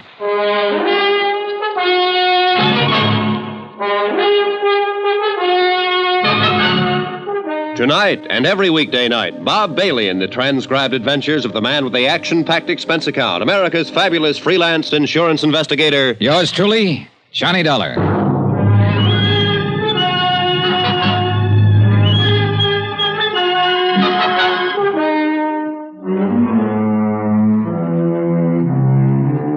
Expense account submitted by Special Investigator Johnny Dollar to the 4-State Fire Insurance Corporation, 4065 Spear Boulevard, Hartford, Connecticut. The following is an accounting of expenditures during my investigation of the Bennett arson matter. Expense account item 6, $1, 2 drinks. Andrew Cord and myself in Cookie's Place, a half a block from San Francisco's Hall of Justice. Andy's a good insurance man, thorough. Well, it's pretty certain they'll have to release Foley unless he admits something, or we can find more evidence against him. How about Bennett? Still no word. Johnny, you can see what we're up against. Yeah. Want one? No, thanks, Johnny. Let's pull out. Listen, we had this case tied into Tony Midas until he turned up dead. A vengeance motive against Bennett for sending him to prison 5 years ago. Yeah? All right. Now we know it wasn't Midas, and we're sure it's this George Foley. At least according to Bill Underwood, and Bill certainly knows the arson racket. Yeah, no man better. All right, then. Who shot Bennett? Oh, I don't know, Johnny, but that's not our worry at the moment. Think, Andy, think. It might have been Foley. It couldn't have been Midas. But there is someone else. You mean Bennett's niece? Sure, his niece. She had a reason because of what Bennett did to Midas, who was her husband. And she's got a reason to help us. Yeah, but nobody can find her. Nobody knows where she is. They'll find her. And I want to make a deal. What? Sure. If I find her, I'll ask her what information she can give us about Bennett and Foley. Possibly she has something. She said she did once. Now, look, if she shot her uncle, she'll have to stand for assault and attempt to kill. Can we give her legal help in her case? Johnny, I don't know. I want to know if I can promise her that if I see her. Can I? Well, you can tell her that we'll do what we can, the very best that we can. Okay, good. Want another drink? No, thanks, Johnny. All right, I'll try and get in touch with Elizabeth Bennett. How? The police haven't gotten anywhere. Oh, I've been here 2 days, and I got friends all over this town. Expense account item 7, $1.05, cab fare. From the Hall of Justice to the apartment house of Marty Engel, lawyer, philosopher, and egg poacher. Again? Yeah. You better close that door and lock it, Mr. Engel. It's awful late for this. Are you drunk? Nope. Locked. Now what? You asked me if I ever found Tony Midas to tell you about it. We found him, Mr. Engel. He's dead. Oh, no. Oh, yes. And he didn't do any of the things we thought he might have done. I'm here to find out what you might have done. How did he die? Tuberculosis. He's had it for 2 years. Didn't know. No, I didn't know. I didn't know about it. I don't know how to figure you, Engel. I haven't been able to ever since I met you. It doesn't make any difference what I think of you, but it does make a difference how you answer one question. A lot of difference to you. What is it? Did you help Arnold Bennett frame Tony Midas and send him up to San Quentin? You say Tony is dead. Now, what difference? Did you help Bennett frame him? No, I told you I defended Tony Midas in court. I tried my best to get him off. That's the truth. You sure of that? I'm an honest man, if not a successful one. I told you the truth. All right, then, if that's the truth, you're not in any trouble and you can unlock that door. But if it's not the truth, you might get yourself killed. Why do you say that? Because somebody took a shot at Arnold Bennett last night. But he was lucky. It didn't kill him, but it came pretty near. You know who that somebody was? Elizabeth? That's a good guess. She hasn't got anything to lose now. She lost her husband. She might be out getting even for him if he was framed. And she thinks you helped frame him. I tell you, I didn't frame him. I defended him. I think Bennett stacked everything against him. I told you that once. I think Midas was an innocent man, but there was nothing I could do. Oh, wait a minute. What? Shh. Who are you expecting? No one. Ask who it is. Go ahead, ask who it is. Who is it? Elizabeth Bennett, Mr. Engel. Tell her just a minute. Just a minute, Elizabeth. Okay, over there. Go on, get down fast. All right.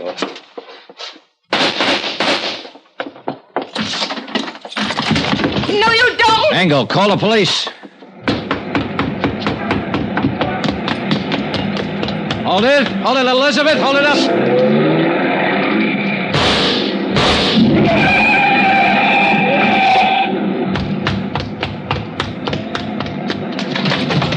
Are you hurt? You? Are you hurt? No, I'm all right. Did I kill him? Oh, Elizabeth, you didn't kill him. Well, he ought to be dead. You don't know what you're talking about. He didn't have anything to do with framing Tony. He just told me. Then he was lying. He should be dead. He and my uncle. None of this will bring Tony back to you. Come on now, come on, let's get back.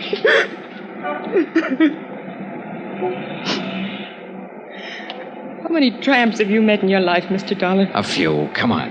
When you met my Uncle Arnold, you met a real one. He stole money from himself and made it look like Tony did it. And that one in there helped him. Why didn't you let me kill him? You're wrong about Engel. He didn't help your uncle. He tried to help Tony, honestly. Well, then I'm glad I didn't kill him. How's my uncle? He's getting better. Will he go to prison? We have to prove he hired somebody to fire the office building. He hired George Foley. I know that. Would you swear to Yes. it? Can you? Yes. He blamed it on Tony. When I went over to see Tony last month in the prison hospital, he was dying. Oh, I knew it. He had that look in his eyes. Helpless. And he knew what my uncle had done to him, and he couldn't do anything about it. But you figured you could. You shot your uncle when you found out Tony was dead. And you came here to kill Engel. I thought he helped Uncle Arnold send Tony to prison. I thought he helped kill Tony.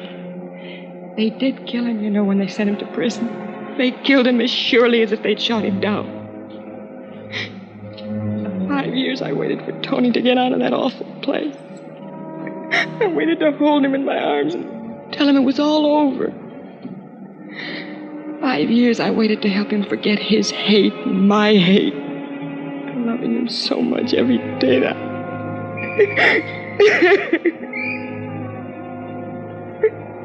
Now he's dead. What can you or I or anybody do about what they've done to Tony? Look at me, Mr. Dollar. I'm not what you'd call beautiful. I'm not even pretty. Nobody ever looked at me twice until Tony. He looked at me and he loved me. And now he's dead. And I'm dead inside. I'm dead inside, and I'll be glad when I'm dead outside.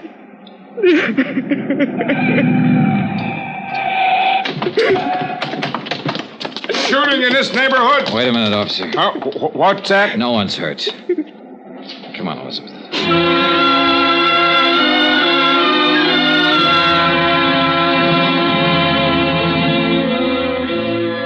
Elizabeth Bennett made a statement down at the Hall of Justice admitting she fired a shot at Arnold Bennett, hoping to kill him. She also admitted the assault on the lawyer, Marty Engel. Charges were immediately filed, and she was held in the women's section of the city jail. In a separate statement, she told how she had seen Arnold Bennett meet George Foley in a downtown bar. Foley still maintained that he had nothing to do with the fire in the Bennett building and denied any connection with Arnold Bennett. I gave Elizabeth Bennett's statement to Andy Cord, and he took it to the assistant district attorney. I was still in the Hall of Justice when Marty Engel came in.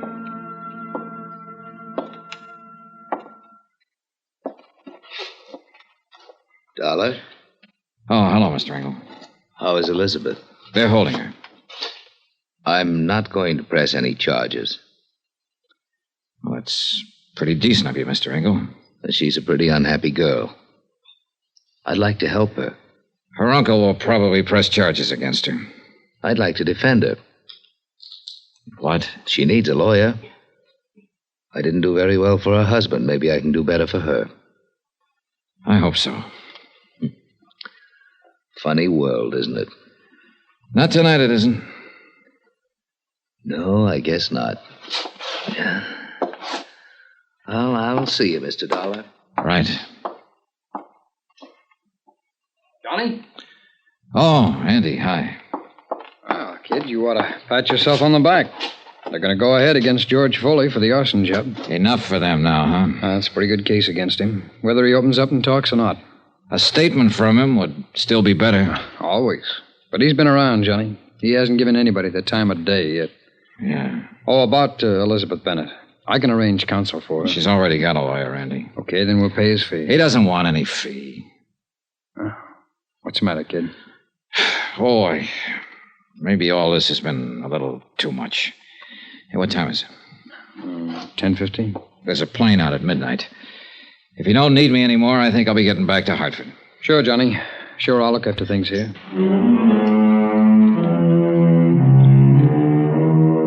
Expense account item 7, $49.65. Hotel and meals in San Francisco.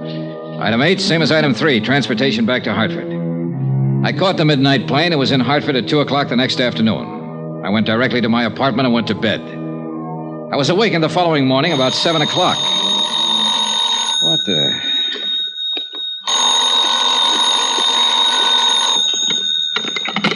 Johnny Dollar. San Francisco calling, Mr. Dollar. Okay. Is this Mr. Dollar? Yes, yes. Mr. Andrew Cord is calling. One moment, please. Go ahead, please. Johnny? Hi. Can you come back to San Francisco right away? Should I... Well, I just got home.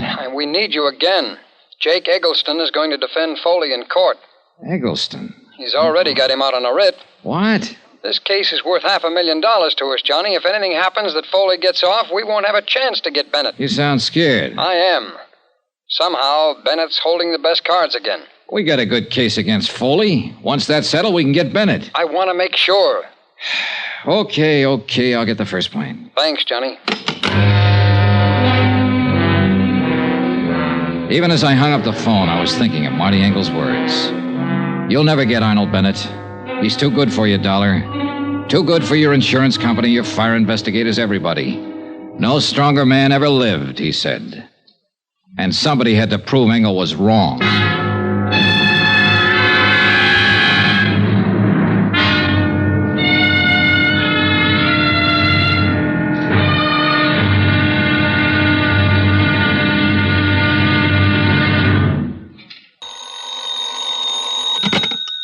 Johnny Dollar. Andrew Cord, Johnny. Did you have a nice trip back here to Frisco? I slept most of the way. How's it going?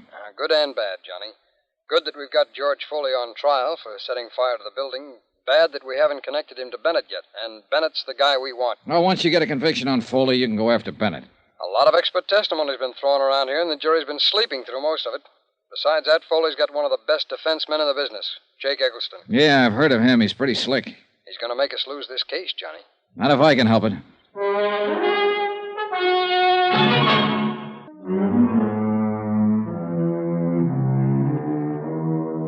Expense account submitted by Special Investigator Johnny Dollar to the Four-State Fire Insurance Corporation, 4065 Spear Boulevard, Hartford, Connecticut. The following is an accounting of expenditures during my investigation of the Bennett matter.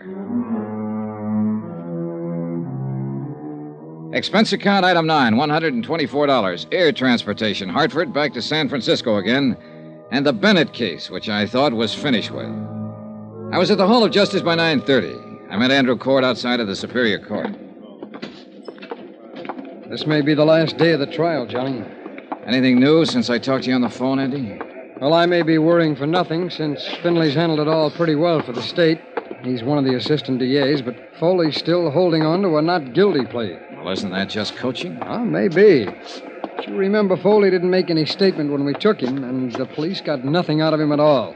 Foley had something like 28 arrests besides 2 convictions. He knew the ropes. Yeah. Well, that's okay, eh? Sure.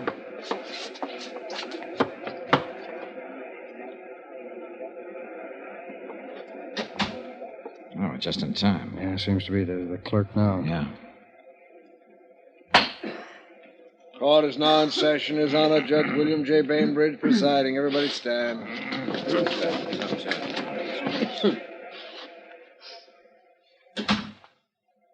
Be seated. John Dollar. Hey. Well, I didn't think they'd call you first. No.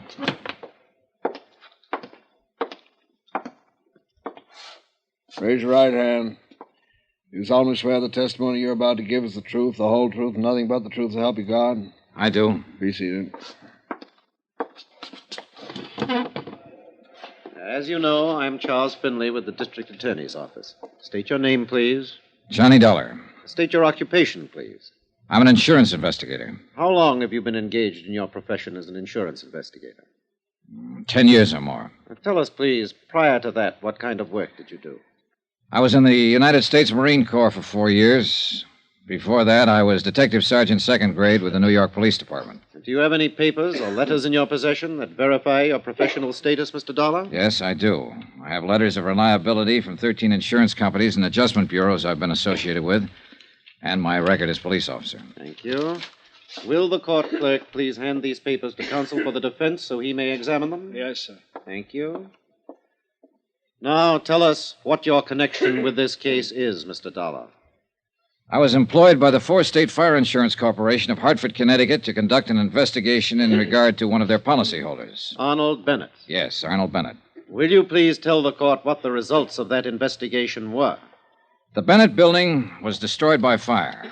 I worked with arson experts from my own organization and with the police here to determine the cause of the fire. Go on, please. At the scene of the fire, our expert, William Underwood, located certain items which we recognized as part of the paraphernalia generally used by professional arsonists. Will you please state what those items were? A scrap of celluloid and a paraffin wick. Anything else? Samples of the ashes, which were later analyzed and proved to be celluloid ashes. I wish to remind the ladies and gentlemen of the jury that the public fire adjuster, the gentleman from the Skyline Laboratories, and the 2 gentlemen from the Fire Inspection Department have previously testified as to the identity and uses of these items. Will you continue, Mr. Dollar? Well, these particular items suggested that the fire was of an incendiary origin. The next problem was to establish the exact method used in starting the fire. Were you able to determine that method? Yes, sir. In order to refresh the minds of the jury, would you mind describing what was established? A heavy woolen wick. This one, Mr. Dollar? That one, or one like it. Exhibit C. Please continue. This wick had been soaked in paraffin and then stuffed into a paper sack that was filled with celluloid. It's a simple method. The wick is lit and takes anywhere from 3 to 10 minutes to burn down to the celluloid. Now, once that happens, the celluloid flares up and fires anything combustible in the vicinity. And that is the method you determined caused the fire in the Bennett building? Yes. And I'd like to qualify that by saying the arson experts from my own company and the gentlemen from the police and fire departments here in San Francisco determined it definitely. Mr. Dollar, by this means you connected the defendant, George Foley, with the fire you were investigating? Yes, we did. How?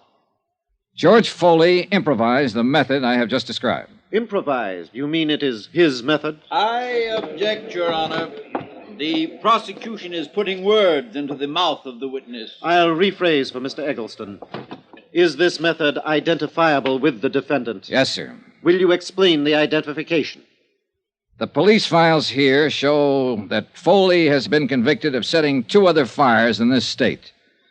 On both occasions, he employed that method of fire. Your Honor, I object. The career of the defendant as a professional arsonist is a matter of public record. The defendant's previous record has no bearing on this case. I object. Mr. Dollar, will you rephrase and delete any reference to the defendant's criminal history? The procedure in locating an arsonist is to first establish the method of operation. In this case, where the wick celluloid method was used, the defendant's name came up immediately. The defendant made an attempt to call on Arnold Bennett in the hospital. The defendant was positively identified by 3 witnesses as the man they had seen near the Bennett building prior to the fire. I remind the jury of the testimony of those witnesses. Go on, Mr. Dollar. The police crime laboratory examined all of the clothing Foley was wearing at the time of his arrest and all of the clothing in his room. There was definite evidence that he had been in the Bennett building. Will you tell us what sort of evidence, please? Well, paint smudges on the soles of his shoes and metal filings in cuffs of his trousers, compared with samples that were still available in the building, where certain painting and metal work had been in progress. You connected him with the improvised method of firing. You proved that paint smudges and metal filings came from the Bennett building. The defendant attempted to contact Arnold Bennett. What else? Arnold Bennett's niece, Elizabeth Bennett, informed me that her uncle, Arnold Bennett, hired the defendant to fire the building to collect insurance. Order!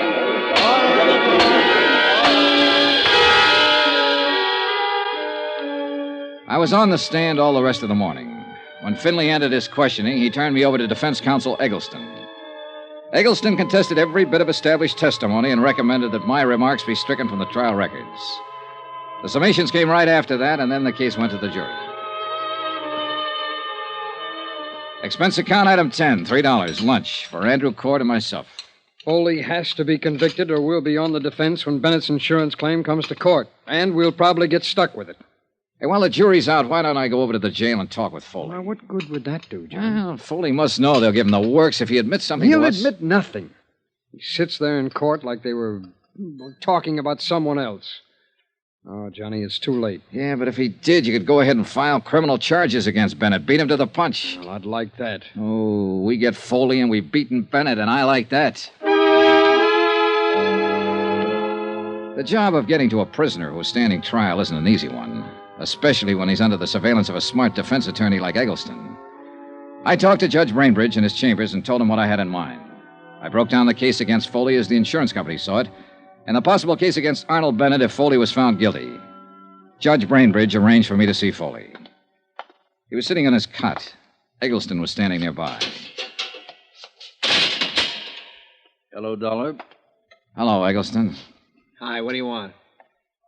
Well, I thought we ought to talk about this thing while there's still time. If it's okay with you, Mr. Eggleston. It's okay with me, Dollar. I'll be right here. Still time for what? To get you part of a break, Foley. Oh, that's a real good one, that is. You sit on a witness chair all morning, you tell them what a bad boy I am, then you walk in here and tell them you want to give me a break. I do. Go away. Now, wait a minute, George. It won't hurt to listen to him. Oh, you're a great one, you. I'm the guy who's sitting in this cell. Both of you can walk out of here and have a good steak for dinner tonight. All right, George. Listen to him. This isn't a courtroom. When you were first hauled in, Foley, you could have made a statement telling us Bennett hired you to fire that building, waived a jury trial, and thrown yourself on the mercy of the court. But you didn't do that. You made everybody work hard to give it to you. And that's exactly what they're going to do. That jury will come out pretty soon and throw the book at you. Is that true? I'm not so sure of that, Dollar. Tell us precisely why you're here. You both know my company's after Arnold Bennett. He's filed claim against us for not paying off his fire policy. Foley, we know he hired you to fire that building. Yeah? And if you're smart, you'll send for the guard and make a request for the court to come back in session before the jury returns. You can tell them Bennett hired you. You can change your plea to guilty and throw yourself on the mercy of the court. It'll probably save you 5 years on your sentence. And so I turn hero and make everything nice for you to go after Bennett. If you do that, his claim will be thrown out by the insurance commission and we'll prefer charges against him. And he'd be right up there with me, huh? Making little ones out of big ones. That's right. You're overstepping your province here, Dollar. Oh, now, look, there isn't much time. Dollar, Foley, this man can advise you to wait until the jury comes in, and that won't be very long. But then it'll be too late for you to help yourself. I don't like this high-pressure stuff. I don't care what you like or dislike, Mr. Eggleston. Now, listen, Foley. They've got an 8-point case against you in there. Is he right, Eggleston? It doesn't make any difference. The jury decides. You say it'd save me 5 years on my sentence? Yes. George. What do you think? Up to you, George. I've told you what I think. Ah, swell spot, swell. Oh, come on. What is it? I'll risk it. You're crazy. There's a chance those 12 clunkheads will walk out and tell everybody I'm not guilty. Come on, get out. Those last 5 years will be pretty hard ones. Guard. Thank you for the offer just the same, Dollar. You don't use your head much, Foley. If it hadn't been for you, I wouldn't be in here. So don't worry too much about what happens to me. If it weren't for guys like you, I wouldn't be in business. And I'm not worried. Dollar? Yeah? Yeah, I hope they let me loose on this one. For your sake. Don't plan on it. On account of... I'd like to kill you or something.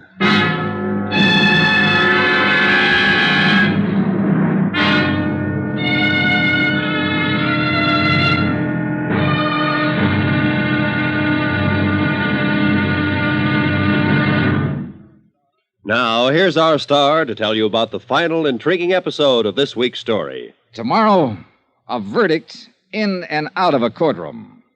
The wind-up. Join us, won't you? Yours truly, Johnny Dollar.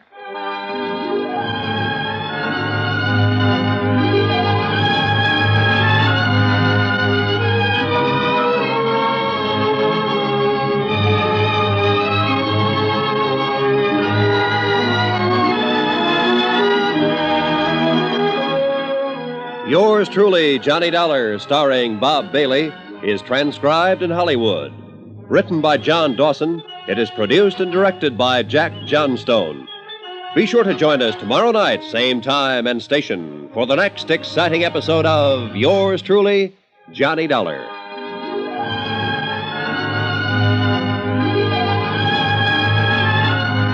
This is Roy Rowan speaking.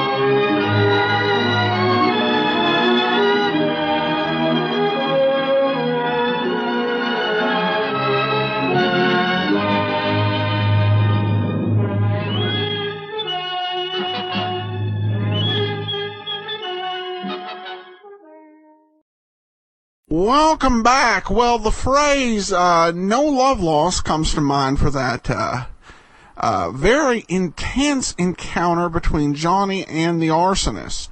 Definitely, I think, a good highlight. I loved the overall take of it. To me, the big nagging doubt in this whole scenario is that the niece, who's definitely got a grudge, is the person who the prosecution case really rests on. And whether the jury picks up on that, I think is going to be an interesting question when we find out what the verdict is on Friday. I definitely sympathize with Johnny. You know, that's rough. You know, you fly home and immediately you hop a plane to go back across the country to where you were. Definitely not a fun experience. Even flying back 3 days later, which was my latest flight this past month, not a fun experience. On the bright side, it was on the insurance company's dime. I love the professional testimony. You know, Johnny testifying as an expert really established his bona fides. And I'm going to talk a little bit more about that in just a second, because there's actually quite a few details on there. But before we let the time get away from us, I need to let you know what programs we're going to bring you next season on the Great Detectives of Old Time Radio. There are two types of programs. First of all, we are going to have one more situation that we will need to address, where there's a missing episode, or in one case, there's a non-part episode. In those cases, we have the Friday episode with two, and then Wednesday, as we did with the McLean matter, we play a special, or we play another series. So we're going to have a couple specials thrown into the mix here. But I do want to let you know you will get to hear another one-shot series. This one is starring Frank Lovejoy, and the title is Here Comes McBride. And then once we finish all of the 5-part Johnny Dollars, Wednesdays will become dedicated to the adventures of Philip Marlowe, which is one of the best detective series ever done on radio. And certainly, I would say the best in the hard-boiled genre. Many would disagree, but that's my personal favorite. Okay. Well, now, on to the testimony. It was somewhat interesting just because it kind of contradicted what we heard back during the Edmund O'Brien years, that Johnny Dollar was a Pinkerton man. That's absent from his bio here. I went and I double-checked in the John Abbott, who is Johnny Dollar matter, and yeah, it was the story that he began his career as a Pinkerton. Since it wasn't mentioned, I guess that's been wiped out. Not surprising in a way. Continuity was not as big a deal. And particularly with Johnny Dollar, which had so many writers, and that was said, 5 or 6 years ago, at this point in the story. And beyond the fact that he served in the Marines, according to Abbott, there's really not any real mention of his military service, other than from a Charles Russell Johnny Dollar episode that Johnny served in the China, Burma, India theater during the war. There's also some suggestions in later episodes that he knows how to fly. That doesn't necessarily, wouldn't necessarily have, and scuba dive wouldn't necessarily have come from the military. I do kind of find it surprising that he is portrayed as a member of the NYPD, because he's been in New York quite a few times, and I'm already referring to his to the Bob Bailey years, and he's never indicated that he's got a people he knows from the old days on the force, which would be somewhat typical, or like a special knowledge of the city. I will say that having John Abbott's Johnny Dollar book around has actually been pretty helpful as I've worked on the show, and just a really neat fan resource. He's got list of how many times Johnny Dollar was shot, some pretty unique indexing of expense accounts, and recaps of the cases, which are sometimes helpful because I will sometimes say, okay, did I actually hear that? And get some clarification from the book to verify that I'm hearing correctly. Because sometimes due to bad audio it can be hard to tell, but he went through the actual scripts. So if you would like to receive a copy as part of the listener support campaign, for a donation of $100 or more as your thank you gift if you're in the USA or Canada, we'll send you your choice of volumes 1, 2, or 3. Volume 1 covers the introduction, a lot of overview of the series, and all of the pre-Bob Bailey episodes that were aired. Volume 2 is the biggest one. That's got all the Bob Bailey episodes in it. And Volume 3, that includes the post-Bob Bailey episodes, the auditions, as well as some miscellaneous information and indexes. And for 200 donations of $250 or more, we can send you all 3. John Beck emails in. We turn out listener comments and feedback. As a listener of the original Johnny Dollar show and a longtime listener of your excellent Great Detective series, I've always had an interest in the musical scores associated with these shows. I rarely, if ever, hear you mention the music, so I thought you might be interested in the person who did much of the music for Bob Bailey's Johnny Dollar. As you see in the attached article, Marino went on to a very successful career in music following his contributions to the Johnny Dollar show. And the comment, and I will say that actually this is, some of my favorite music for a detective series. I've heard it so many times, almost take it for granted, but really it is, it's great, exciting music. It's very similar in a way to what was later used on Sea Hunt. And I also heard, I think, the exact opening score used on old episodes of Dick Tracy. And whether that was added in by syndicators or the DVD company, I'm not sure which, but it is definitely very solid music here. The information he had is actually from a blog.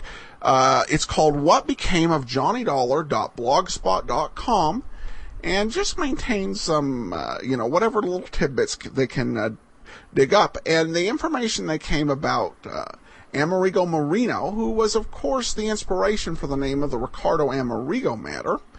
And they point out the only Johnny Dollar, that was the only John Dollar case to explicitly refer to a member of the show's production crew.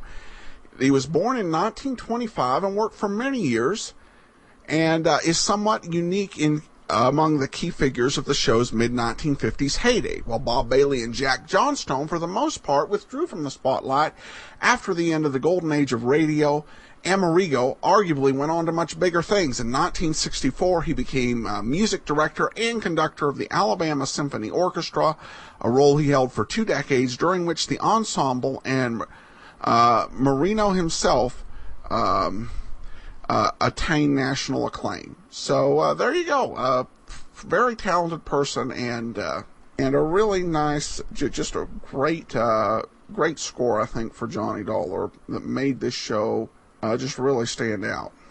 Though I love this. This isn't actually my favorite theme. You'll get to hear that, or favorite opening. You'll get to hear that tomorrow. Speaking of that, tomorrow we bring you Nick Carter, where you'll have no new episode announcements. Everything's status quo over there. And then join us back here on Friday as we wrap up the Bennett matter and continue on with Crime for a King. Well, before we do get started, I want to thank everyone participating in our listener support campaign, and it does continue. You can support the show at support.greatdetectives.net. And throughout the listener support campaign, in addition to the normal gift of access to our premium site, which we give with all donations of $7 or more, at the $20 level, we will send you an additional thank you gift, plus a free digital download of my ebook, All I Needed to Know I Learned from Columbo. Among the items we have available, at the $50 levels, we have some great vintage paperbacks. These are copies of the Michael Shane Mysteries by Brett Halliday. They're pocket paperback books, and they're in good to very good condition. I read one of them on my flight from San Francisco to St. Louis, and it was just a tremendous read. And we'll send you any 2 of those books, if you're in the USA or Canada, for your donation of $50 or more. Really a great collector's item. All right, well, now we're going to play today's episode of Nick Carter, The Flying Duck Murders.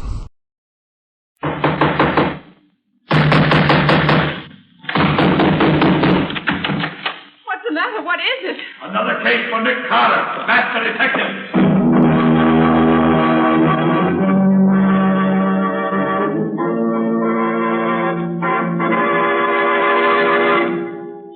Yes, it's another case for that most famous of all manhunters, the detective whose ability at solving crime is unequaled in the history of detective fiction, Nick Carter, master detective. Tonight's curious adventure, The Flying Duck Murders. Nick Carter and the Gold Thieves.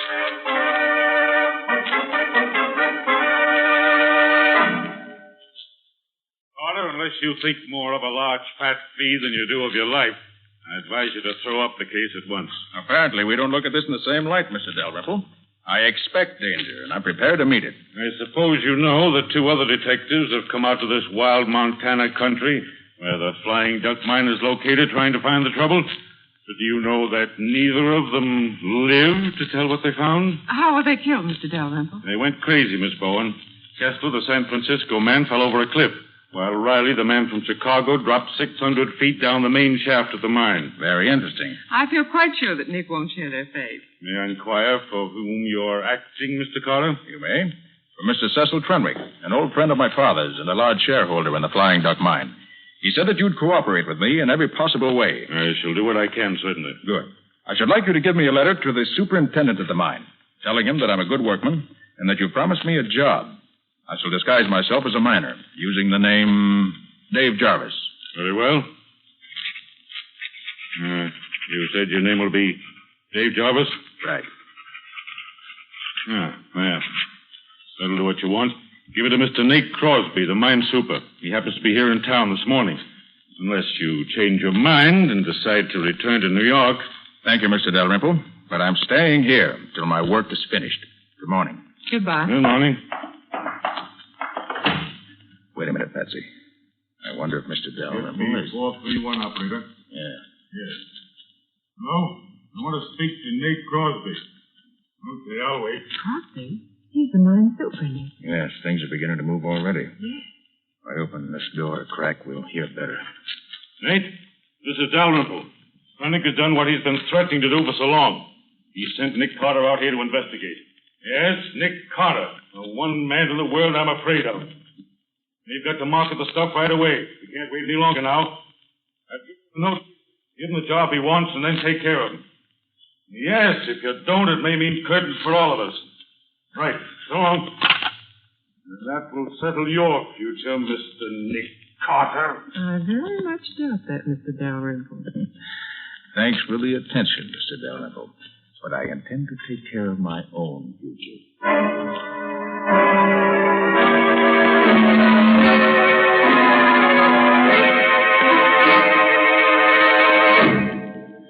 So, Mr. Dalrymple is in on the deal. He certainly is, Scubby, up to his neck. Well, at least we start off with one good hot prospect. What do we do now? Get into your miner's outfit. Then take this note down to this address and give it to Nate Crosby, the mine super. Now remember, your name's Dave Jarvis, and Crosby's to give you a job in the mill. Okay, Nick. Then what? Well, first and foremost, keep your eyes open. Crosby will believe you're Nick Carter, so watch out for him. He'll try to put you out of the way. And don't forget, Scubby, the detectives from Chicago and Frisco both came to grief. Well, it's going to be different with the guy from New York. Now, Patsy, you wait here at the hotel where we can get in touch with you if we need you. Sure, Nick. All right, get going, Scubby. I'm going out to the mine right away. You wait, though, and ride out with Crosby. And watch out for him. Right, Nick. I'll keep one eye on him and one on the mine.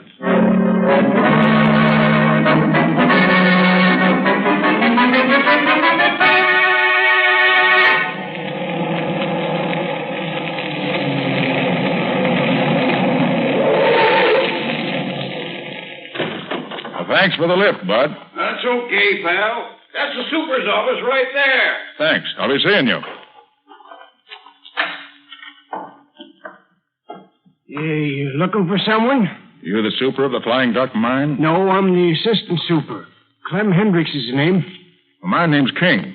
I'm writing up an article about the mines of Montana for the Miners' Times of Kansas City. Any objection to me sticking around a while, looking things over? None at all, Mr. King. Just so long as you say something good about us in your article. You want me to show you around? No, thanks.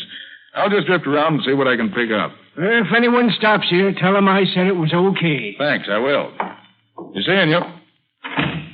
Now, find the boss of the day shift and get some information on how this place operates.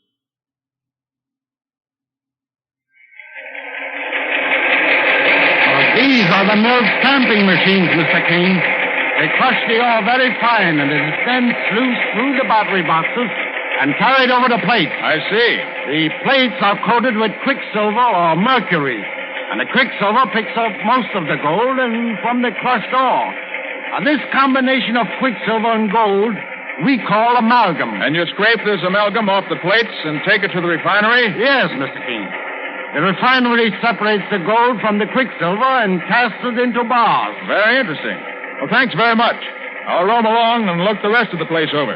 See you later. That's where you belong, you old hag. Down there with your flat your face in the dirt. You try, Killjoy. You bag it, you old Indian witch, and I'm going to finish the job right. Put down that knife. I had it drop it between your ribs. Never mind, drop that knife, I said. You're the fool. Knock me down, will you? I'll show you. Hey, Ledyard, put up that gun. But Nate, this fella. Put up the gun, I said. What are you trying to do? Well, I was trying to make Zolander behave. This fella interfered. It made me mad. Solander, where is she? Oh, she's right. Well, I'll be darned. She must have run away while me and him was arguing. Ah. So you interfered, did you, mister? Certainly I did. You're King, the newspaper man, aren't you? That's right. I'm here to I've write been up- looking for you. I'm Crosby, mine superintendent. I'll give you just 15 minutes to get out of this camp. So you're Nate Crosby. I am, and I'm the boss here.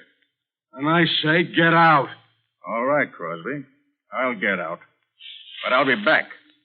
I never leave a job unfinished.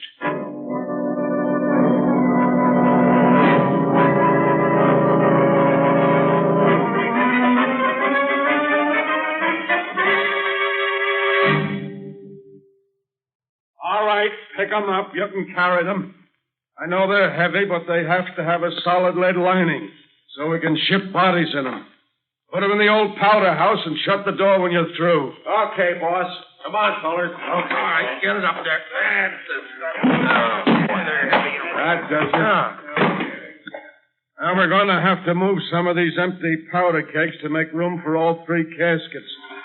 Jarvis, you stay here and pile them up out of the way. Rest of you get the other caskets. Okay, boss. All right, hop to it. Hey, Scubby. Scubby. Is that you, Nick? Where are you? Behind these kegs. Start piling them up. We can talk while you work. Oh, sure, Nick. What happened, Nick? Why are you hiding in here? Crosby ordered me to get out of camp immediately, but the assistant super suggested I hide here until he gets me a ride back to town. Seems he doesn't like Crosby any better than I do. What with you? Well, I got a job as crusherman on the night shift at the mill. What are these boxes you're bringing in here? Caskets. Crosby told the teamster the bodies of the 2 detectives who got killed were to be taken up and shipped to their friends. Quite. Come them in with another box. Get it in there. All right, fellas. Take it easy now. Okay.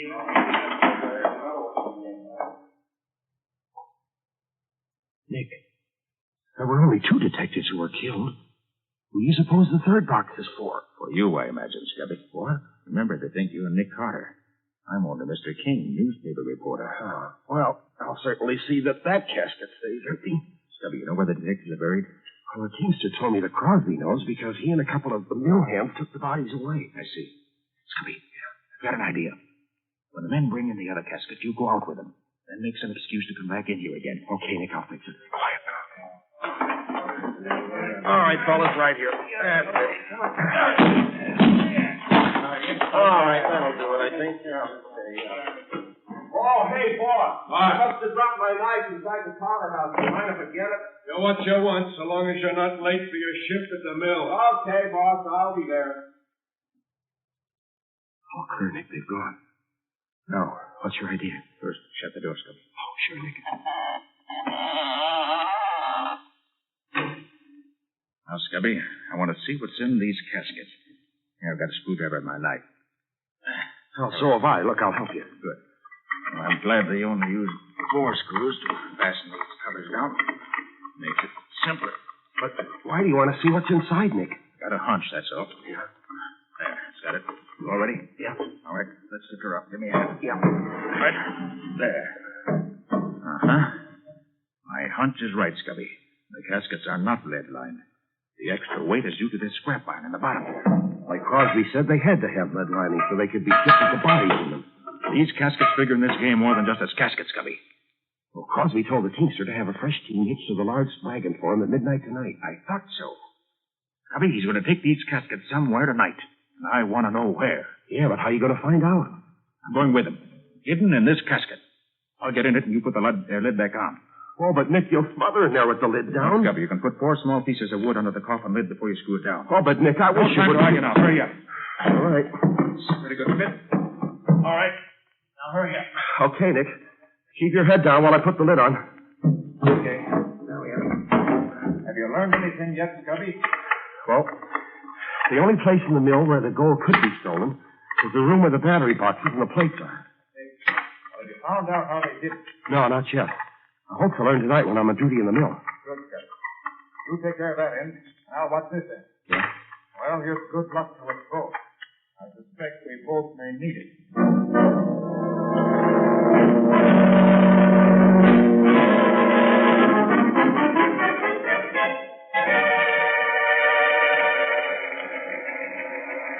Well, how's the great Nick Carter doing tonight, Ledyard? You mean Mr. Dave Jarvis? Yeah. He's doing swell. Look at him. He's taking another drink. He's been hitting the water bucket steady for the last half hour. Is the loco working? I'll say. The bees are in his bonnet already. A famous Nick Carter will go the way the other two did. Hey, what are you fellas doing dancing around like that? You can't fool me. They're a lot of billy goats.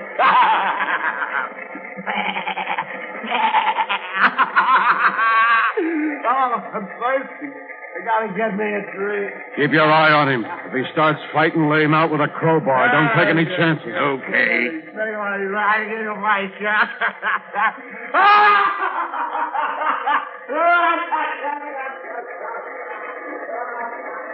Did you see that? He's heading for the cliffs, just like the others. The Landers mixture hasn't failed yet. What's next, Crosby? Ledyard, get my team from the stable at midnight tonight and meet me at the old powder house. Now we can put Nick Carter's name on the third casket.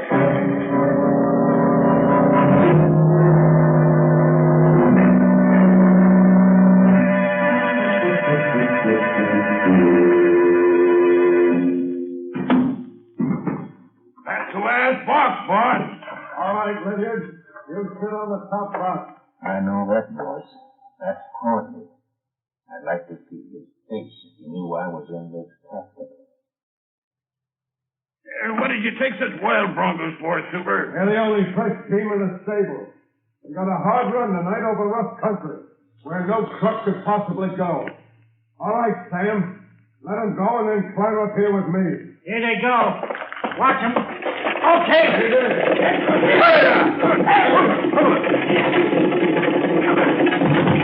Ouch! Oh! Wish they picked a better road to drive on. Now that the loco is done for Carter, we can bring this business to a successful finish. Oh! I hope we're not going far at this rate. You mean we're going to quit? We sure are. We'll market the stuff and make a clean getaway. This is the roughest ride I've ever had. Hey, are you going to market the stuff? Leave that to me. I'll see that each of you gets... Stop them, boss! Stop them! Hold them in! They're running away. One of the reins is broken. Running away? I didn't count on this. We're going to smash! Jump for your lives!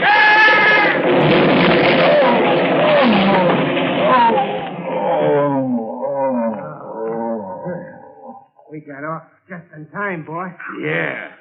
Hey, look at that casket, Crosby. The one with the lid torn off. Huh? Oh, that's the infernal reporter I ordered to get out of camp this afternoon. What was he doing in that casket? Never mind that now. Get him while he's only half conscious. Come on, Sam. Now you... Good work, boys. That fixes Mr. Reporter. Tie his hands and feet with that rope. Okay, boy. You won't fight no more for a while now. Hey, look, Super. Here's a pair of handcuffs in his pocket and a couple of guns. Hey, what kind of reporter are you? Going around with handcuffs and guns in your pocket. You'll have to draw your own conclusions, Crosby. I've drawn them already. You're here to help Nick Carter. But by this time, Carter's where neither you nor anyone else is going to help him. He's loco. Plumb loco. Well, you never can be sure about Carter, Crosby. I can this time. And I can be sure of you, too. All right, put him back in the casket, boys. Put the cover on. Nail it down if you can't find the screws. Here's some nails. Come on, you. In you go. I got out the last time I was in here, Crosby. But you won't get out this time. Get the lid on, boys. That does it.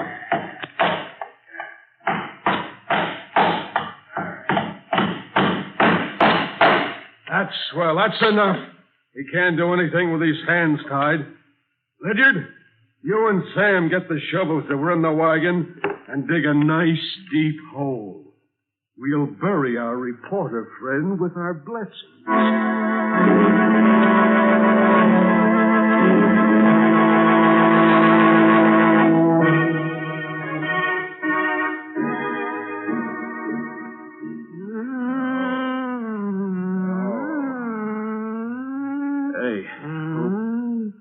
Who are you? You get 'em senses now. You see, you hear, you know what me say. Yeah, I know. Good. You eat better now. Hey, who are you? Me, Zolander. You save Zolander life. Zolander your friend. Drink this. You feel eat better. Quick. Thanks. Now, hey, tell me, how'd I get here? Just before sun come up, me chase crazy man through woods. Then me hear gun shoot. See you run. You come, fall down by Zolander. Hurt in head. So Zolander hurt. Well, certainly glad you were around when I passed out. Crosby, you enemy? Certainly is now. You say you were chasing a crazy man? Him drink loco. Like 2 other men come before. I wonder if that could have been Scubby. Crosby said he was loco. Zolander, what did you want to find him for? Me want save him life. Give medicine. Make him well. But why did you want to save him? Crosby give him loco this man. Zolander hate Crosby. Want save man. Crosby want kill. Zolander, listen. I think this crazy... No, Scubby! No, put down that knife, Scubby! No, Scubby, no! Give me that knife! Give me... There. No. I hate to do this to you, but it's the quickest way, so... No. Quick, Zolander. Get me some rope. I'll tie his hands and feet while he's unconscious. Poor Scubby. Looks as if he'd been through the war. Your rope, you tied. Thanks. Now. Make it medicine. Make him all better from loco. There, Scubby. That should hold you now. Here, medicine. Make him well. Give him drink. Thanks. All right, Scubby, old boy. Come on, drink this. Come on, drink it. Come on, drink it. Devils and blood. Come on now. Come on. There you are. There. Come on, that. There, now. Now, him sleep little while. Be all right when him wake up. Poor guy. I'll untie your arms anyway. Take this coat off you, and you'll be more comfortable. Hey, what's this? One coil of wire with a lot of metal discs attached. What? That's the answer. Of course. The mystery of the Flying Duck Mine is a mystery no longer.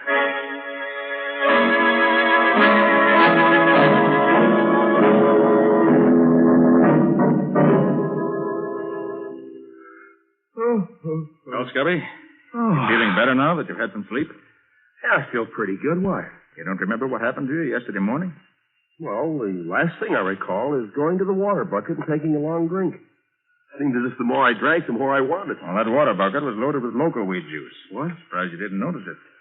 Oh, I'm surprised at myself now. But both the amalgamators, even Crosby himself, kept drinking. Or pretending to from that same bucket. Well, they certainly had me fooled. Look, Scubby. You remember seeing these discs strung on this coil of wire? Oh, yeah. Yeah, I recall seeing one of the amalgamators have it last night. Why, did I bring it here? You did. And it breaks the case wide open. Well, good for me, even if I didn't know it. Hey, tell me, Nick, what are those discs used for? Here, I'll show you. Yeah. Now watch. Now, you see? This stuff I'm scraping off is amalgam. A mixture of quicksilver and gold. The men who worked in the battery boxes in the mill, the amalgamators, hung these discs and a lot more like them in the battery boxes, right where they'd catch the best of the gold before it flowed over the other plates. They took out over half the gold that flowed into the boxes this way. So that's where all those thousands of dollars worth of gold disappeared to. Yes, Scubby. A very clever method of stealing the gold. Now, if we could only find out what Crosby and his gang do with the amalgam after they scrape it off their discs. You want catch Crosby? Well, I'll say we do if we can. Hey, Nick, who is she? Oh, that's Zolander. She saved my life. Oh, and yours too, incidentally. Saved my life? How? Well, that local weed juice you drank is fatal. Well, Zolanda gave you an antidote for it. Oh, gosh, thanks, Zolanda. Gee, I'm sure much obliged. Crosby try kill me. Me fix him. The land they know all about Crosby. You come with me. Well, where are you taking us? Crosby got cave inside mountain where he hide stuff. Come, me show you.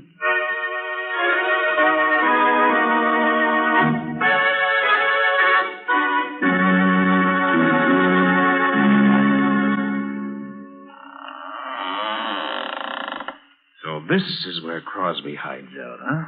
Yeah. Too bad there's no one here now. But they've been here today. Look there, Scubby. Well, that looks like the scrap iron we took out of the casket in the old powder house before you hid in it. Right, Scubby. And this scrap iron was in the other 2 caskets. So they brought them up here. I wonder why. There's the answer. Over there in that corner.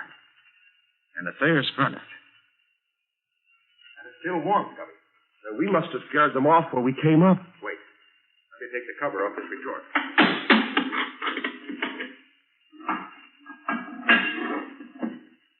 Nick, is that gold in there? That's just what it is.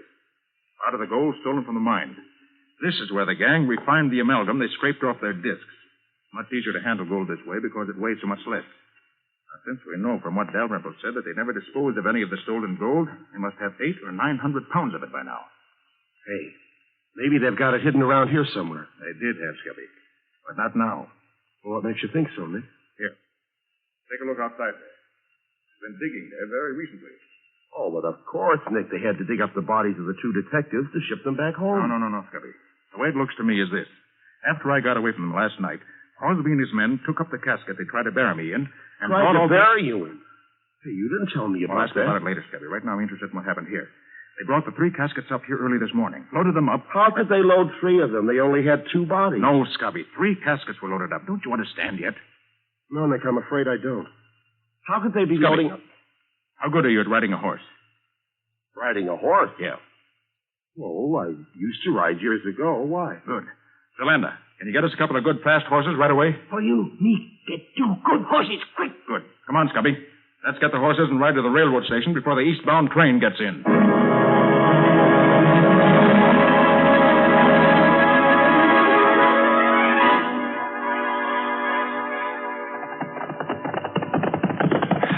But, Nick, what's all the hurry? Well, unless I'm wrong, Scubby. These 3 caskets are going east on the next train. We've got to get there in time to stop them. Oh, even Crosby himself would recognize us, these Indian costumes. Zolanda let us. Well, we may need to be disguised before we get through. Hey, you didn't finish telling me how you got away from Crosby and his gang when they started to bury you alive. What did happen, Nick? Well, they dug the hole, and they put the casket down in it.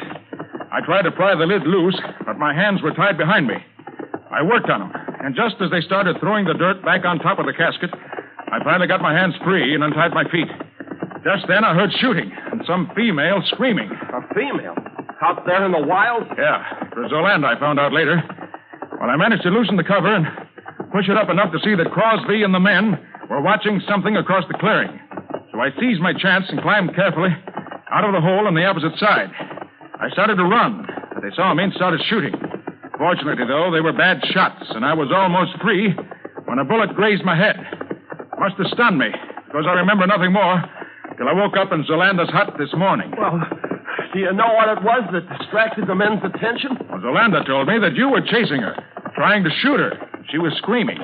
You chased her around the other side of the clearing, and then went off after something else. It was just about then that you saw me running toward her. When Crosby saw me drop, he gave up the chase. Zolanda waited until they went back and then dragged me to her hut. Gosh, Nick, we owe a lot to Zolanda. Right, Scubby. And the best way we can pay that debt is to see that Crosby and his murdering pals end up where they belong, behind bars or in the electric chair.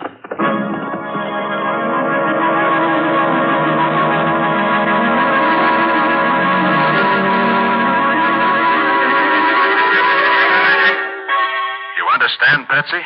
Of course, Nick. You want the police chief to meet you at the station in 10 minutes, and you want Mr. Dalrymple and the president and treasurer of the mine to meet you in the chief's office in an hour. That's right. Now be sure you get them all. Don't worry, I'll take care of it.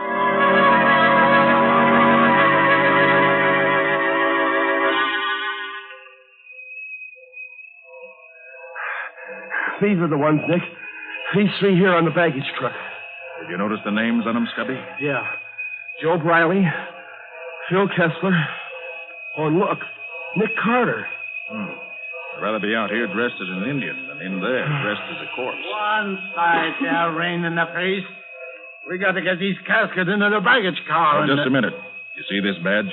Special agent. So what? What do you want me to do? Just leave these caskets in the baggage truck for now. But they're supposed to go on They're this... staying here, quiet.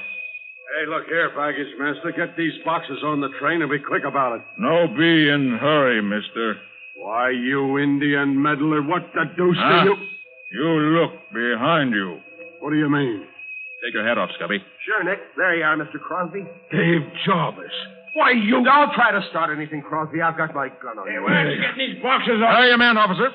These three right here. Get your hands up, all of you, and pass. Hey, what the you devil can't you do that. What is it? Quiet, all of you.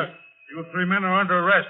Charged with robbing the Flying Duck mine and with the murder of Detectives Riley and Kessler.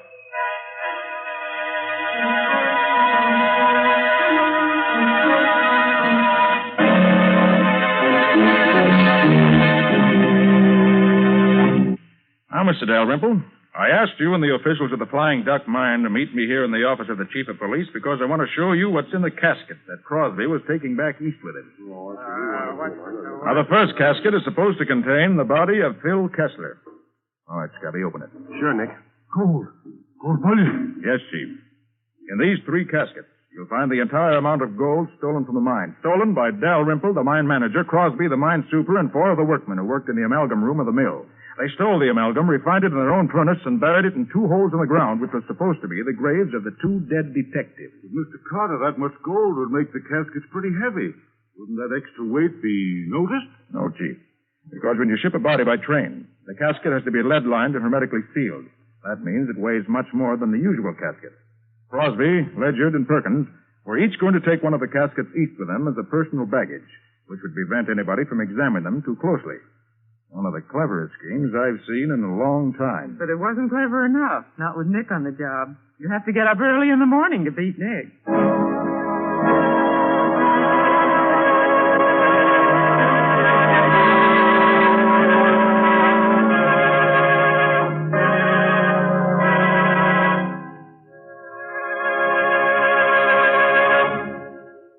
This was another strange experience of Nick Carter, Master Detective, called The Flying Duck Murders or Nick Carter and the Gold Thieves.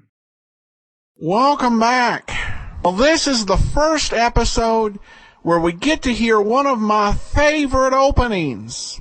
Now, I know that some listeners will probably find this opening, to put it kindly, over the top. But I really love the knocking on the door thing. Absolutely classic. And it will be with this series for a few years. Just such a fun touch. So that's one of my big favorites. And this actually was the first episode it was introduced, because there was not a missing episode between last week's and this week's. So like I said, one of my absolute favorite ways to open any radio show, that knocking on the door. I do think the villain needed a memo that if you're going to call someone to report that you are at your wit's end and in serious jeopardy against the greatest detective in the world, you might want to be sure the detective's out of the building first. Not, shall we say, good form. But a great case, another good mystery. And now we turn to listener comments and feedback, and we have our first reactions to the Carter series. Cheryl writes, love the Nick Carter series, and Tamara says, the Nick Carter show is one of the best. I was so sick of Holmes. I'm excited for a change. Well, I'm glad you're enjoying it, and we've got a good 2 years plus of Nick to enjoy. So I hope all of our listeners are having as much fun with it as I am. So that will do it for today. Join us tomorrow. Yours truly, Johnny Dollar, and Carter Brown Mysteries. All right, well, our listener support campaign continues. You can support the show at support.greatdetectives.net. And as I've mentioned throughout the month, during the rest of the year, with all donations of $7 or more, we send access to our premium site. During the listener support campaign, we do a little bit extra to encourage the contribution. So all donations of $20 or more will receive access to my ebook, All I Needed to Know I Learned from Columbo, for free, plus they'll receive another gift of their choice. Among those available at the $20 level, we have the great Colonial Radio Theater Father Brown Mysteries, starring J.T. Turner. Among the stories include The Three Tools of Death, The Arrow with Wings, and much more. So if any contributions $20 or more, just ask, we can send you that. Also, at the $100 level, we have the very special Adventures of Harry Nile. Tremendous production from Jim French Productions in Seattle, and really captures a lot of the Golden Age spirit, even though most of these were made on the first volume, they were in the 70s, and subsequent volumes in the 90s. They did a really good job keeping the art of radio drama alive and capturing a lot of the spirit of the era they were made. They were set in. While they were made in the 70s and 90s, they were set actually in the 1940s and 50s. So these are among some of the options available. You can check out all the options when you support the show at support.greatdetectives.net. All right. Well, now it's time to get into today's episode of Yours Truly, Johnny Dollar, the Bennett matter, and then we will continue on with Crime for a King. But here now is the Bennett matter, Part 5. From Hollywood, it's time now for Johnny Dollar. Hi, Johnny. Andy, I saw George Foley. I wasn't able to make him change his plea. Well, it was a good try, Johnny. Jury's still out? Yeah. That means they're arguing all the technical evidence. I was just thinking. No one really believes we'll get Arnold Bennett. What do you think? I think we will. I know we will. Well, if we can get Foley, we can get Bennett. Hey, wait a minute. Hey, the jury foreman just sent for the bailiff. I'll be right there.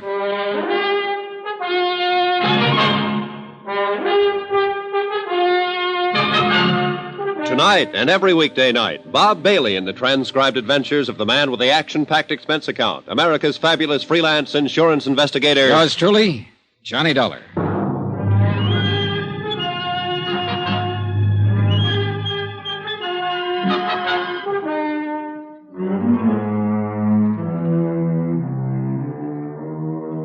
Expense account submitted by Special Investigator Johnny Dollar to the 4-State Fire Insurance Corporation, 4065 Spear Boulevard, Hartford, Connecticut. The following is an accounting of expenditures during my investigation of the Bennett arson fraud. Expense account item 11, 10 cents, one phone call to the hospital. The report on Arnold Bennett substantiated the newspaper story that he was recovering from the gunshot wound inflicted by his niece. Well, one thing, Johnny, he'll be alive for us if we can go after him. Oh, I wish it'd work with Foley. I think I could have made it work if that lawyer Eggleston hadn't been there. Well, it's after 4. You know, that jury doesn't come in with a verdict pretty soon. They'll have to adjourn for the night. Yeah. Want to smoke? Yeah, thanks, Johnny. I would like one. Here you go. Thanks. Hey, they're coming back in. Oh, yeah. Come on. It's stuffy in this courtroom. Yeah. Excuse me. Court is now in session. Be seated. Has the jury reached a verdict in the case of the state versus George Foley? We have, sir. Will you please read the verdict in this court? Wait. We, the jury, find the defendant, George Foley, guilty as charged. That does it. Dollar! Dollar! See me, Dollar! Come see me! I got some things to tell you now.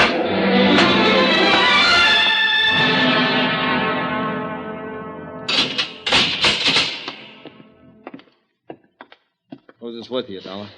Andy Cord with the insurance company. Oh. Now, look, I haven't got any deals to offer, Foley. You know that. Yeah, I know. So I took a chance. It's a lousy 5 more years. What about Arnold Bennett? You're a little anxious. I want some information first. They only gave us 10 minutes, Foley. Where's Bennett now? He's still in the hospital. He's going to be all right. He's out and I'm in. That's a break. Oh, come on, Foley. Let's have it if you have anything to say. Can you get Bennett? Can you really get him? I'll tell you frankly. We think we can get him with or without your help now. It doesn't make too much difference. Maybe it'll take longer without your help, but we'll get him. The fact that the court is going to convict you for having set fire to Bennett's office building is the lever we've needed. We can go after him now. You want to help us, Foley? I don't want to help you or your stinking insurance company, but I hate the idea of Bennett. Mr. Know and do everything, running around eating good food and sleeping in his nice bed while I'm rotting away in prison. Sure, he hired me to fire his building. He paid me $2,500 to put the torch to that lousy building of his. He said he could throw all the blame on a guy named Tony Midas if it ever came up. We want the facts, Foley. How'd he first contact you? Well, I got a friend who knows things, see? And my friend told me to contact him. When? A couple of days before the job. Come on, Foley. Who's your friend? I'm not going to tell you everything. Did you talk to Bennett in person about firing the building? I talked to him on the phone after my friend told me about him. Bennett said he wanted the place to go down because he's having money trouble, taxes and all. And he offered me $1,000 for the job. Now, wait a minute, Foley. You just said you got $2,500. I did. I hung up on him when he offered me the $1,000. I called him back later on and told him I wanted $4,000. Well, we argued about it and then finally hit on the $2,500. Did you meet him then? Sure. No, I never met him. I saw him once, and I walked by the building to look it over, but I never met him. Bennett's niece said she saw you two together, Foley, a sworn statement. Yeah, she's a liar. How about the money? How'd he pay it to you? He left it for me in the check stand at the bus terminal over on 4th Street. I told him how to do that and when to leave it. Now, let me get this straight, Foley. You made the deal to fire the building over the phone. Then you went ahead and looked at the job. You never talked to Bennett in person? That's right. And you made arrangements for him to pay you $2,500 by leaving it in the check stand at the bus terminal? Yeah. When did you make these arrangements? The day before the job. How'd you work it? I just told you. I mean the money. Oh, half of it the first time, and after the job was over, he left the other half for me. And you got it all? Sure, in cash. Why were you trying to see him in the hospital after he was shot? You try and shake him down for another 5? Oh, brother. Come on, let's start over. Well, what do you mean? Oh, you're trying to sell us a bill of goods here. For what reason, I don't know, but I know this. You had to meet Bennett. You had to see him, Foley. You had to talk it over with him personally. I just told you I picked up the money in the bus terminal. I don't believe that. Bennett wouldn't have left the money for you to pick up. You could have just gone away with it. And after the building was burned, if it had been that way, Bennett didn't have to pay you the balance. Now, when did you see him? It's pretty important to know when and where and how many times you and Bennett got together. Thought you said you could get him whether I told you anything or not. We can, brother. Don't ever doubt that. But if you tell us some facts, we can get him faster. All right, now. Where did you first meet him? Was it in a restaurant? Someplace with people around? No. I met him in his car. He was parked on Market Street near 5th. That's the way we arranged to meet each other over the phones. Did anybody see you meet him? People on the street, I guess. When did this meeting happen? Night I torched his building? He paid you then? Yeah. The whole $2,500? Yeah, all of it. What'd you do with the money? Never mind. Do you still have it? Never mind. Oh, this is a waste of time. You aren't telling us anything. Well, why should I? Well, why'd you call us here if you didn't have anything to say? Well, I'm saying something. You guys aren't listening.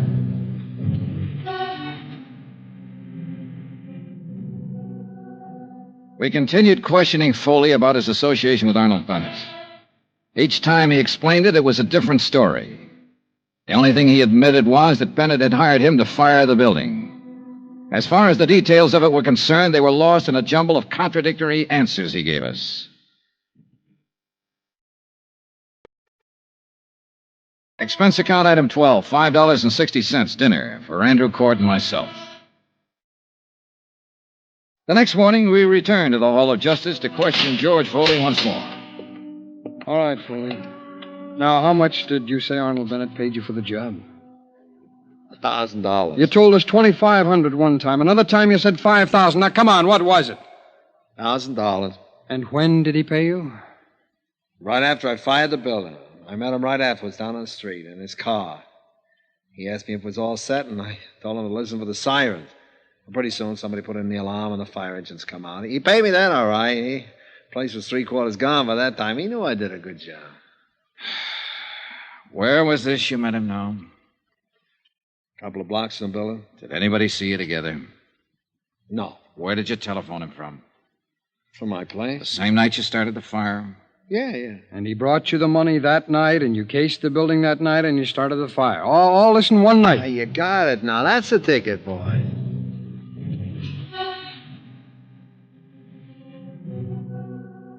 It became increasingly evident that Foley was attempting to convince us that he was mentally deranged. In spite of the fact that he'd already been tried and found guilty and was slated to appear at 10:30 the following morning for sentencing. It's an old trick, and with arsonists, where sanity is questioned from the beginning, a good one. However, Foley had been examined by 3 psychiatrists appointed by the court. I waited in the jail cell with Foley while Andy Cord went out to get copies of their findings. When he returned, we showed them to Foley. Okay, good. Here you are, John. Well, what are you showing me these things for?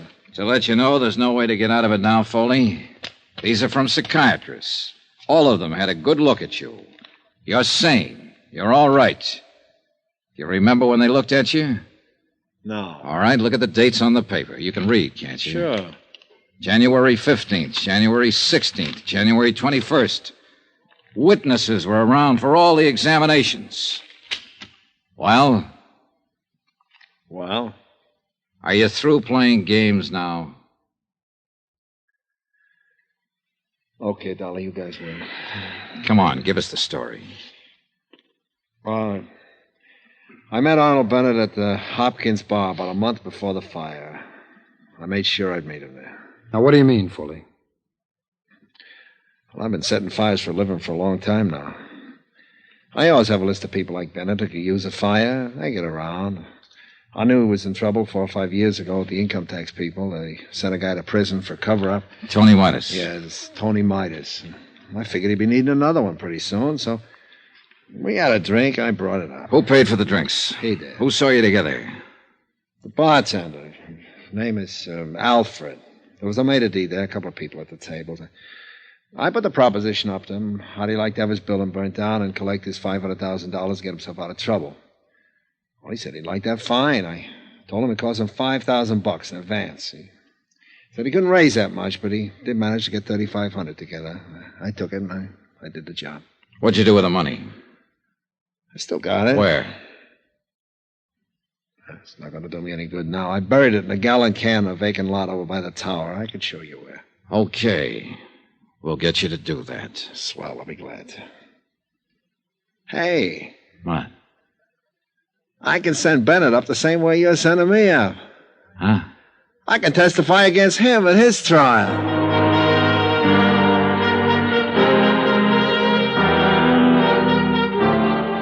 The next morning at 10:30, George Foley received the maximum sentence. 2 hours later, charges were filed against Arnold Bennett, naming him for conspiracy, arson, attempted defraud, and collusion. A warrant was issued for his immediate arrest, but it was never served. Arnold Bennett died in the hospital that night. In a way, you could still say that no one ever beat him. He beat himself.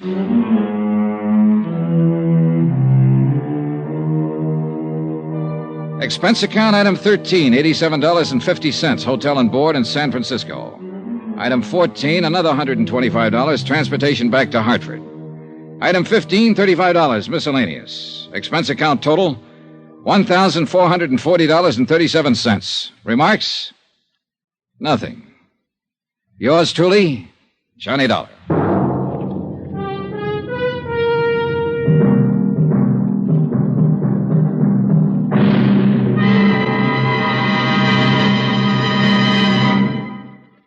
Remember, there'll be another intriguing story for you beginning next Monday night. Next week, the Fathom 5 matter.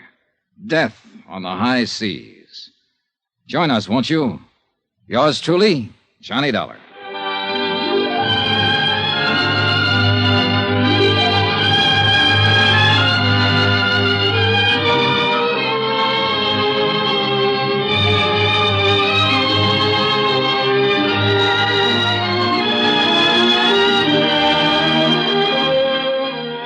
Yours truly, Johnny Dollar, starring Bob Bailey, is transcribed in Hollywood. Written by John Dawson, it is produced and directed by Jack Johnstone. Heard in this week's cast were Lillian Baeff, Stacey Harris, Chet Stratton, Will Wright, Marvin Miller, Hans Conried, Edgar Barrier, and Parley Bear. Musical supervision by Amerigo Marino. Be sure to join us on Monday night, same time and station, for another exciting story of yours truly, Johnny Dollar. This is Roy Rowan speaking.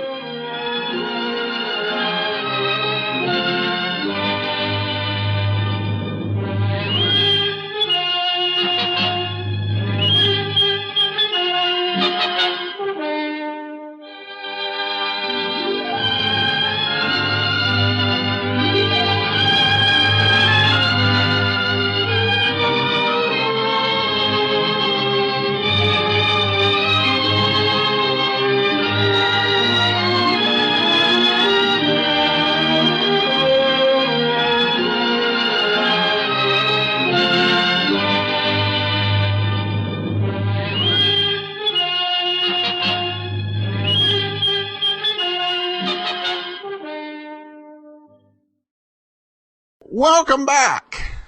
Well, a downbeat end as they don't catch their man.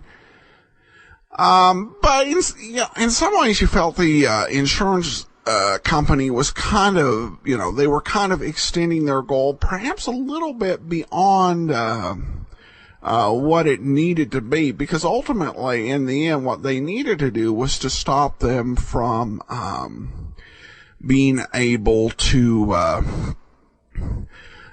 defraud the insurance company. And so the estate doesn't get that extra money. And so I guess that I could consider that a win. The only thing they lost was having to deal with the arsonist. That's what really makes things seem futile, because they went to all this trouble to get the information from the arsonist.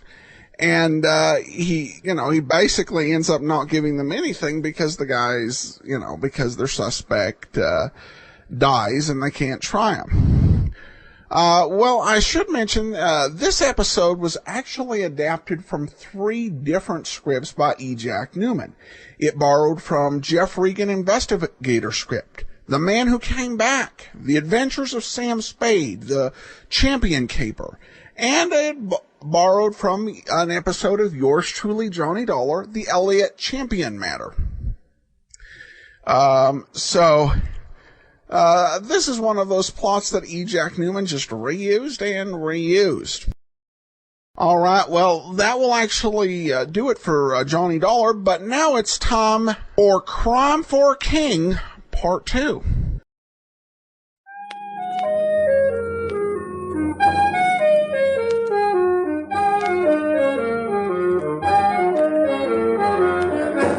Carter Brown, Mysteries. Adventures in excitement and suspense, based on the best-selling novels by the slick storytelling sensation, Carter Brown.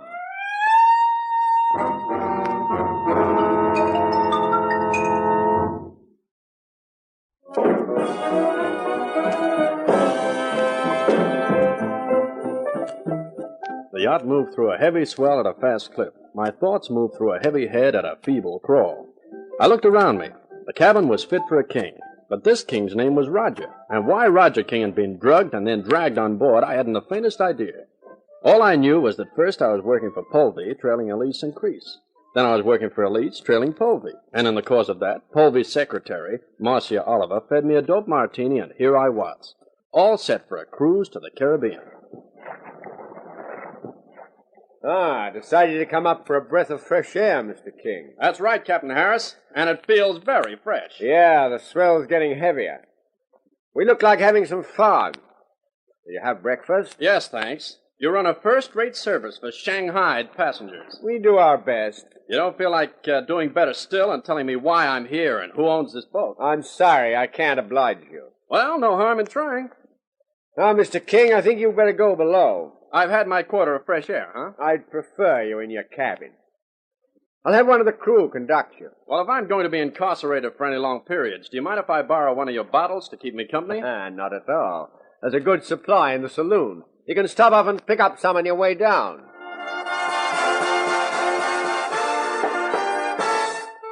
I didn't notice the rest of the day pass, due largely to the bottle, whose contents transferred from it to me made things seem less bewildering.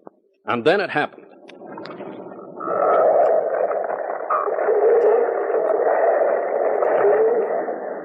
I was flung from the bunk to the floor, the empty bottle still in my hand. I picked myself up and tried the door. It was locked.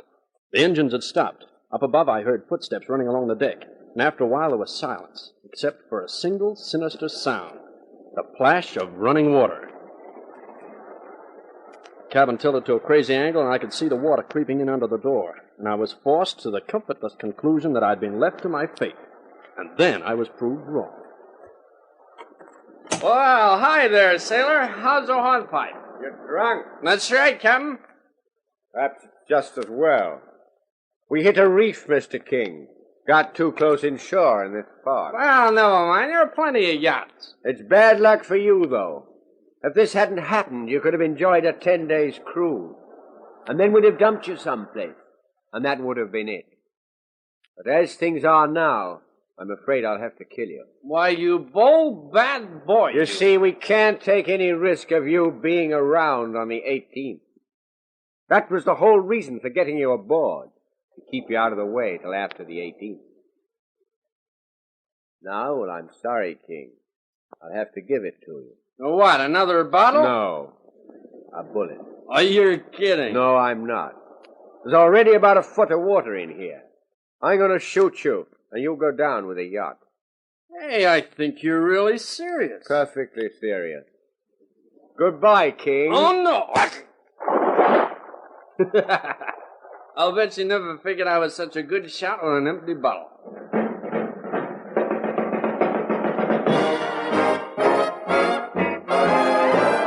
The bottle I had thrown in desperation had struck Harris just above the temple. If I'd been stone cold sober, I don't think I'd ever have done it. I left him lying there in the water, which was rapidly rising in the cabin, and made my way to the deck. I looked at the reef on which the yacht had struck, then at the waves now pounding hungrily against the sides of the vessel. Suddenly it lurched onto my feet. That told me as plainly as words that it was my time to get off. The reef below didn't look inviting, but it looked safer than the yacht. I swung out over the guardrail and let myself drop. I landed on the rock on all fours, and as I picked myself up and stumbled away from the yacht, there was a harsh, rending sound. I turned to see the yacht slowly turn sideways and disappear. Then I headed towards the end of the reef. I remember staggering across the slippery rock surface, and then the sudden shock of the ice-cold water, and nothing more.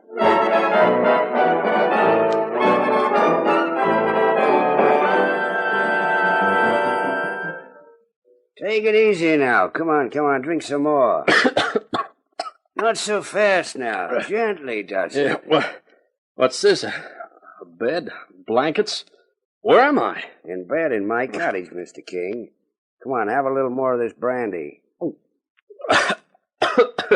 Hey, how'd I get here? I found you on the beach. You must have made it to the end of the reef and swum the rest of the way. Don't remember. Only remember the water. I saw the yacht strike. Then I came down to the beach later. I saw an upturned dinghy out at sea. And then I found you. What about the others? Don't know. Well, perhaps you'd better not talk anymore, Mr. King. You know my name. Well, when I stripped off your clothes, I took out your wallet. Naturally, I looked through it, but can't your safe, your license, your money, everything. My name was Wallace, by the way. You, Wallace. Well, Mr. Wallace, I guess I owe my life to you. That seems to entitle you to the whole story.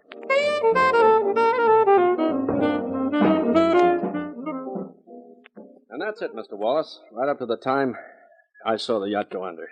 The rest of it, well, you know. It's an incredible story. What are you going to do now? Going back to where I came from. I'm annoyed enough now to want a piece of revenge. And another thing, too. I'm curious about that date Harris mentioned, the 18th. I'd like to find out why I had to be kept away until after that. And what exactly is going to happen on the 18th? What about the wreck? I've been thinking about that. You saw an upturned dinghy. Looks as if the rest of the crew must have drowned. I know Harris is dead, and that leaves me the only survivor. I'd like to keep quiet about the wreck for two reasons. One, because to explain Harris's death would be awkward. And two, because with Polvey and his secretary thinking I'm dead, gives me an advantage. But of course, your conscience may insist on reporting the thing, Mr. Wallace. Well, it's up to you. You saved my life, and I won't argue with you on your decision, whatever it may be. I believe your story, Roger. It's too fantastic to be anything but the truth. And I'm only too happy to keep quiet about the wreck. You see, I'm wanted in 4 states for forgery. It was good to get home. It was good to roll into my own bed and sleep 18 hours straight. It was close to lunchtime of the next day when I got to my office and found an irate note from my employer, Miss St. Crease. I flicked the telephone dial to the number in her note.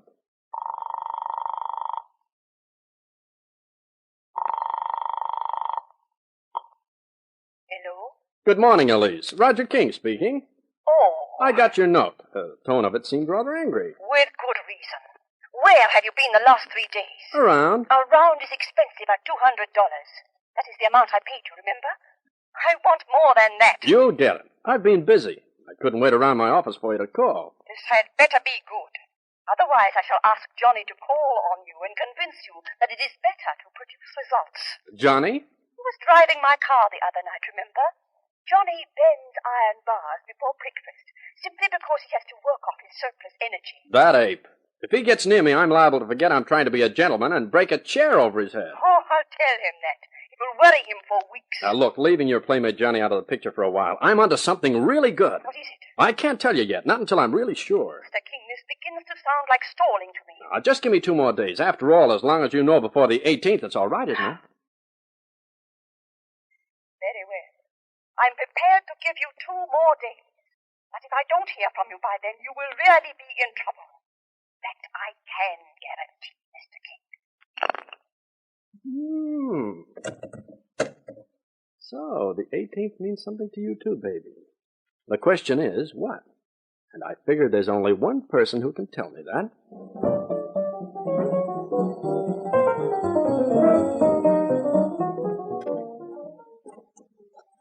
You learn all kinds of handy hints in the private eye profession. One of them is how to use a knife blade to open a window. I thought I had a good half hour before Marcia Oliver got home. More than enough time for a quick look around. The Platinum Blonde's wardrobe was full of clothes. And if those clothes had been bought out of her salary as a stenographer, then, brother, I was going to take up shorthand and typing. I looked around for a hiding place. Full-length drapes over the living room window seemed to be as good a place as any. Arranged the drapes carefully, leaving myself a crack to see through, took a deep breath, and settled down to wait. Here we are, honey. I'll get us a drink. Baby. It's something I need more than liquor. Come here. Rodney, take it easy. You're going to tell me you don't like it? No, honey, but there's no time. You can't stay here more than a minute. Polvy's coming. Polvey? One of these days I'm going to wring his neck. After the 18th, you can do it with pleasure, baby. But not before. He's too valuable. Yeah. It makes me sick when I think of that slug and you. Then don't think of it. It won't be for long now. Come on. Let me give you a drink and get going. Skip the drink. I'll just have the same again. Now, you must get out of here, Rodney. Okay. But I won't be happy till the whole thing's over. That's the day I'm living for, too, lover. Goodbye, baby. Bye.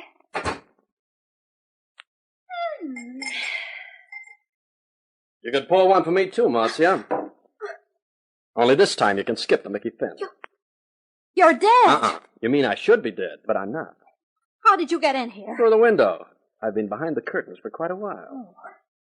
Well, I don't know what you want here, but Mr. Polvey will be calling very soon. For his regular visit, huh? Which explains all that expensive clothing you own. If he finds you here, he'll turn you over to the police. I don't think so, baby. Not after that little sea trip you arranged for me. You and Polvey, I presume.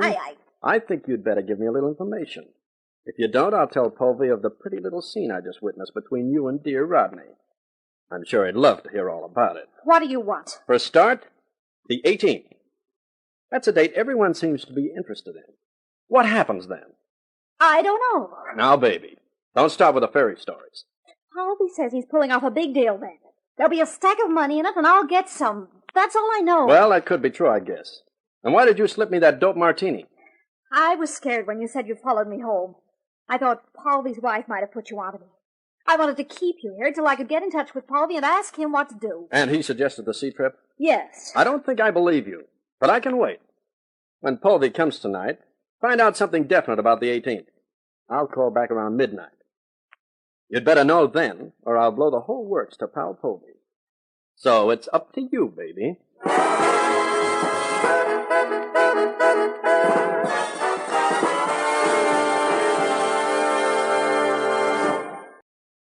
Welcome back. Now, I have to wonder what Roger King expects to get from the help of the secretary, because nobody, including Roger King himself, actually believes that she doesn't know what's going to happen on the 18th. But we do have, I think, a decent twist in the story. And certainly, we're halfway through it, so there's a lot of time for this to develop. So I'm going to definitely look forward to seeing what happens in the next part. Well, now we do turn to some listener comments and feedback. Mark emails in regarding Whitney Kent and the high sky hoodoo story. That Kent guy doesn't know jack about aircraft. He mispronounced the aircraft terms. To paraphrase, the Mach readout was 1, the speed of sound. He pronounced it pronounced it Mach, soft CH, and it should be Mach, hard K. Word comes from the polymath Ernst Mach. My formative years were on supersonic Air Force bases. That's a good point. I'm going to defer to Australian audience members to see if there's any local variations on some of those pronunciations. The thing with most of the Carter Brown mysteries is they really do try to set these stories up as if they are happening in the United States. But occasionally there's linguistic things that I think just kind of natural to Australian audiences, and also, just to make it sound not too foreign, that do kind of make it clear. I remember one episode, I believe it was back during the Nightmare for Night, where someone mentioned going to buy petrol, which isn't something that would be said by someone in the United States, which is where the characters were supposed to be at. So I'm wondering if there is some local variation. I'll defer to our Australian listeners, who, according to stats, were our fourth highest source of listeners in terms of country: U.S., Canada, UK, and Australia. And then Germany fifth, and everybody else further back. So any Australian listeners, love to hear from you if there was some local variation. Finally, I have this comment from EC Fan regarding the app. The latest update... Oh, sorry. This one's from Michelle Myers, excuse me.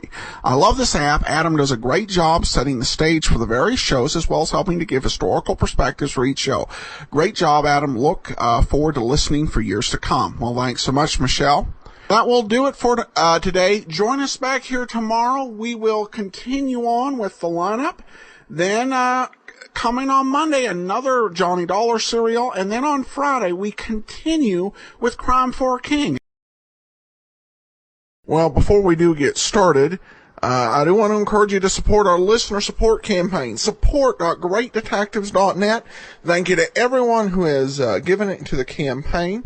All donations of $7 or more receive access to our premium site. All donations of $20 or more will receive a digital copy of All I Needed to Know I Learned from Columbo, plus a bonus gift at the $20 level. We have actually one of my favorite colonial radio theater dramas, their adaptation of King Solomon's Mine. They really did this extremely well, took the time to adapt the book, bring the whole thing to life. It's a great story, and we'll send it to you at the $20 level. We have others at other levels. At the $50 level, we have your choice of Poirot, BBC Radio 4 dramas, any of those that are available at audible.com. And also, we have a couple articles going up at greatdetectives.net as part of our continuing coverage of Golden Age entertainment. And we'll have a review of the history of Harry Nile, set 4 on Saturday. And then coming up on Sunday, my review of Farewell, My Lovely, Raymond Chandler. And you can subscribe to these pieces if you've got the Kindle, and it'll just be delivered directly to your Kindle, and you can try that out for 2 weeks on the Amazon store. Alright, well, now it's time for today's episode of The Lineup, the Boots Krakov killing. A transcription behind the scenes of a police headquarters in a great American city, where under the cold, glaring lights will pass before us the innocent, the vagrant, the thief, the murderer. This is The Lineup.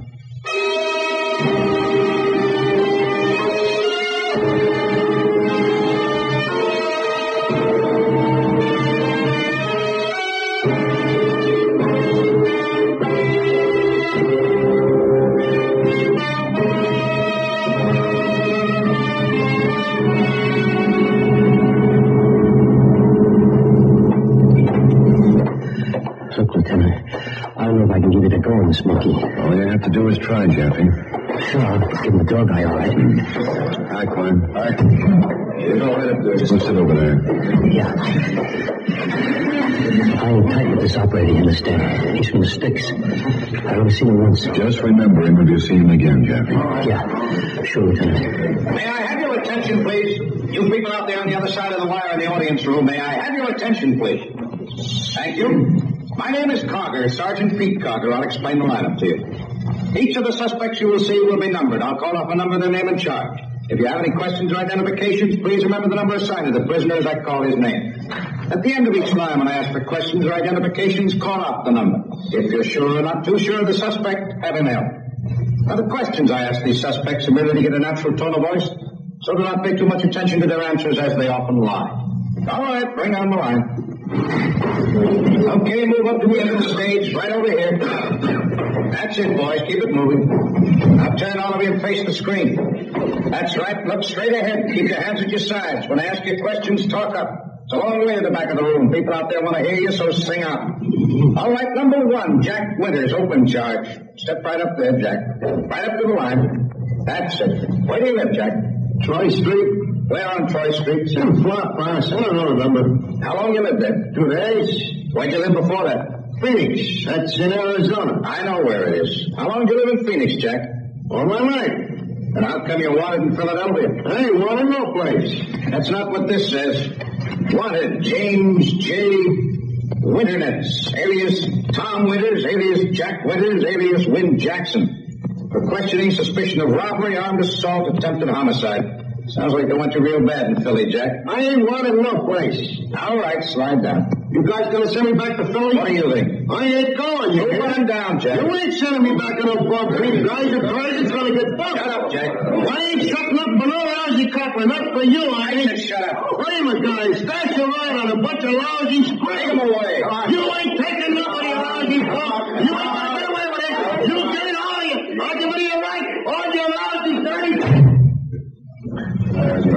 All right, number 2, Haven McIver, drunken deceased. Step right up there, Haven. That's right. Where do you live? But, I wasn't disturbing any peace, Sergeant. Not me. Answer the question, Haven. Where do you live? Well, Sergeant, I did live at 8215 Humphrey Court. What do you mean you did live there? Well, I don't know if I have a place to live. No, not after last night. How long did you live there? Well, almost 15 years, Sergeant. I would have had the place paid for, too, if they hadn't socked me with an assessment for a new sewers. And that kind of put me in a hole. What kind of work do you do, Haven? Well, I guess you call me a bookkeeper, Sergeant. Hate to tell you what my wife calls me, though. You weren't as funny as that last night. Oh, I wasn't. Your neighbors didn't think so. Oh, well, gosh, I don't know why they got so sore at me, Sergeant. Maybe it was those bagpipes you were playing. Well, why should anyone get sore about the music? You were playing them in the middle of the street, Haven, at 2 in the morning. I was? That's right. Well, imagine that. 2 in the morning. And it was only 8 o'clock when I started to play McGregor's bar. Oh, time surely does fly on those bars, my daughter Sergeant. All right, Haven. Move on down. Number 3, Turk Reimer, possession of deadly weapons. Step right up there, Turk. Where do you live? Talk up, Turk. Where'd you sleep last? What were you doing on Maypole Street at 11:30 last night, Turk? At 11:30? Ain't so crowded there to get better seats. Arresting officers found a number of deadly weapons in your possession, Turk. What kind of weapon? 1 12-inch length of lead pipe, pair of brass knuckles, 1 leather-covered blackjack, 2 guns, a .32 Colt, a .38 Smith & Wesson. So what? You need all that to go to a movie? Sure, I did. I was going to see Hans Christian Andersen. What's that got to do with it? Well, them fairy tales always scared me. Any questions or identifications out there in the audience room? How about it, Captain? You got a bunch of ducks and tea-heads up there tonight, Lieutenant. The guy you're after's a real. No question, Sergeant.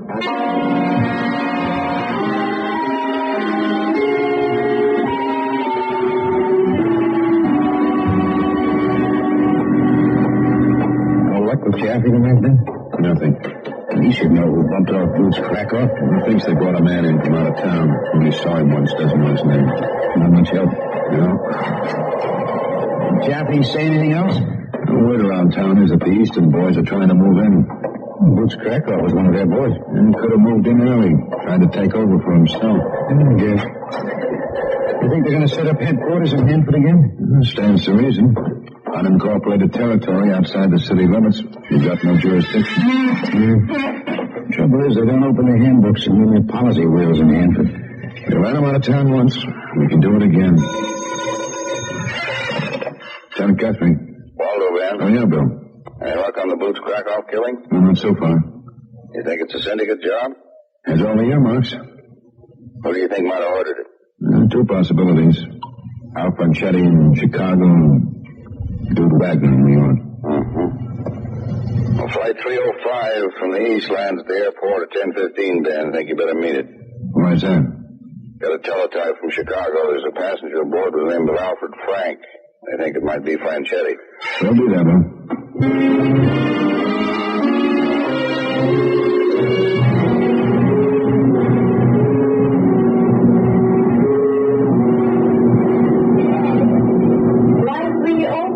From Chicago, now arriving at Transcontinental Concourse 87. All set, Ben. From Chicago, now arriving at Transcontinental Concourse. Franchetti will have some of his boys on? Lou Davis, maybe. Franchetti and Davis. Big little boys.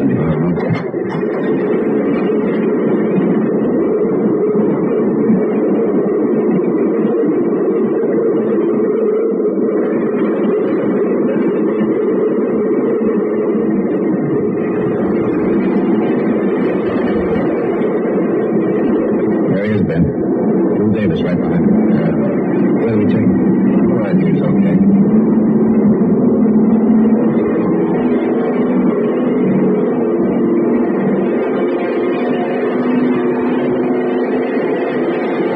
Hello, Franchetti. You talking to me? That's right, Franchetti. You got the wrong man, mister. My name's Frank, Alfred Frank. Let's walk over this way and talk about it. Look, pal, maybe you didn't hear him. He said you got the wrong man. We heard him, Davis. And don't get tough, pal. People get into trouble that way. Shut up, Davis. Now, look, pal. Shut up. It's okay, look. Maybe these gentlemen have got some authority for talking to us this way. Well, this is good enough. You got a name to go along with the badge? Lieutenant Guthrie.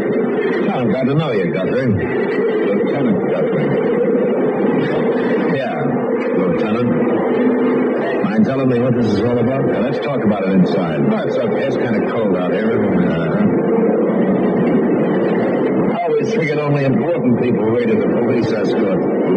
Bennett. You won't be leading any parade, Franchetti. Got a bum deal you think you're handing out, Copper. Save it for inside, David. You got nothing on us. Save it.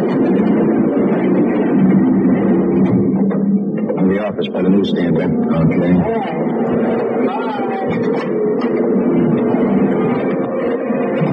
Well, you're right, Lieutenant. It is more comfortable in here.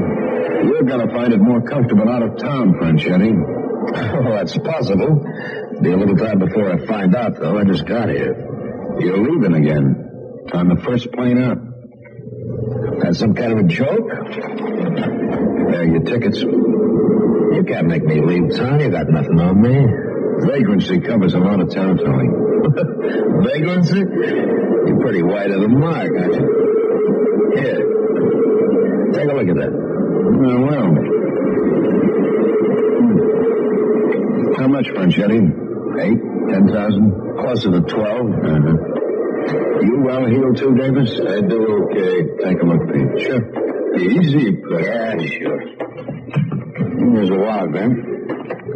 He's carrying this around, too. Got a permit to carry that gun, Davis? I got one. Let's see it. In the wallet.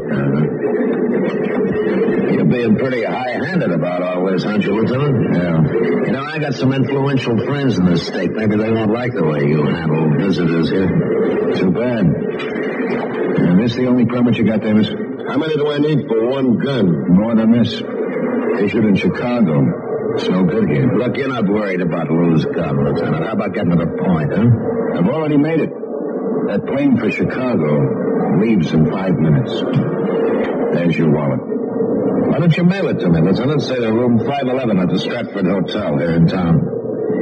Yeah, sure. Mail me the wallet and the $10,000 that's in it. I thought it was closer to 12. Well, I'll be happy if I get 10 back. Pick it up. Anything you say. You too, Davis. Yeah. I'll leave the gun. That rod set me back $75. Leave it. Look, Lieutenant, be reasonable. Why should we fly back to Chicago just like that? You can't make that phony vagrancy rap stick. It'll give us time enough to dig up something else. Well, like what? Suspicion of homicide? You got holes in your head, Copper. No, but Boots Krakov has. What's the connection between Krakov and me? Your question. Like to answer it? You can't pin no bum beef like that on us. You'll spend a lot of time in the tank while we're trying. Well, Franchetti? We take the plane.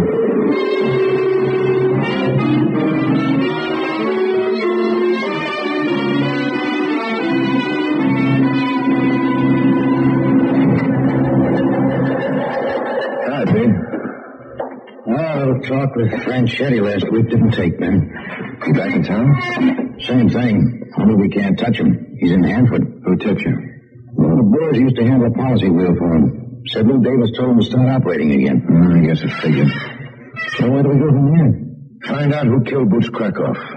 Been trying for 2 weeks, Ben. Haven't got a lead. Well, it's the only way we'll get to Franchetti. It's a pretty long shot. Michelson at the Attorney General's office is going to help.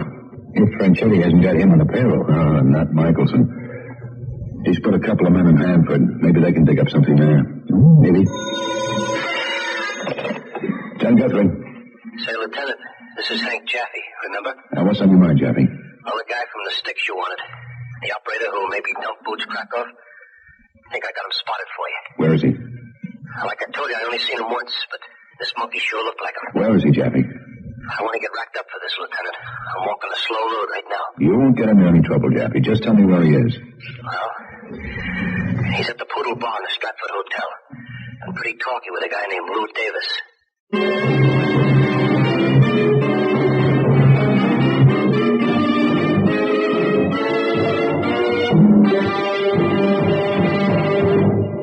The time? October 30th, 1944. The place, a battlefield near St. Jacques, France. 5th Infantry had lost 55 of its 88 men in an attack on a strongly entrenched company of crack mountain troops. Private Reuben Ross took action to protect the remainder of his unit. With his light machine gun, he moved to a forward position to absorb the first impact of a counterattack. As machine gun and small arms fire struck the ground around him, Ross fired with deadly accuracy and turned back the assaulting force. 6 more times the elite mountain troops attacked Ross's position, and 6 times he repelled their assault. Now, most of the supporting American riflemen were out of ammunition. During an 8th assault, Ross carried on almost alone, turning back the enemy who had crawled to within 4 yards of his position. When his last rounds were gone, Ross and the 8 surviving riflemen were advised to pull back to the company command post. But more ammunition was expected, so they held their positions. As the 9 men stood with fixed bayonets against a final all-out attack, ammunition at last was brought to Private Ross. He opened fire at once, killing 40 of the attackers and wounding 10 more. The assault was broken. For his actions during the 5-hour battle, Wilburn Ross received the Medal of Honor. The citation called his deeds an inspiration to his comrades in the high tradition of military service. Wilburn Ross, who asked not what his country could do for him, but what he could do for his country.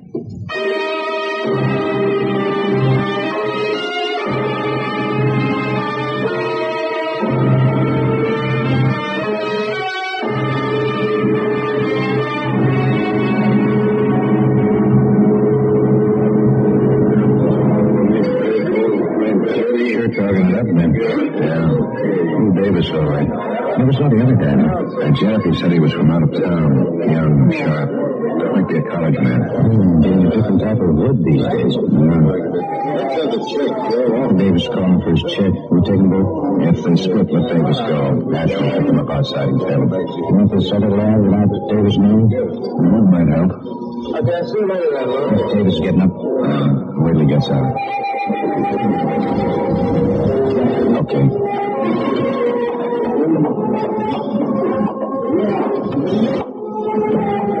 Just about finished with that drill? Yeah, I guess so. Why? We'd like to talk to you. Who are you? Police officers. Oh, that's so? Yeah. What do you want to talk to me about, officer?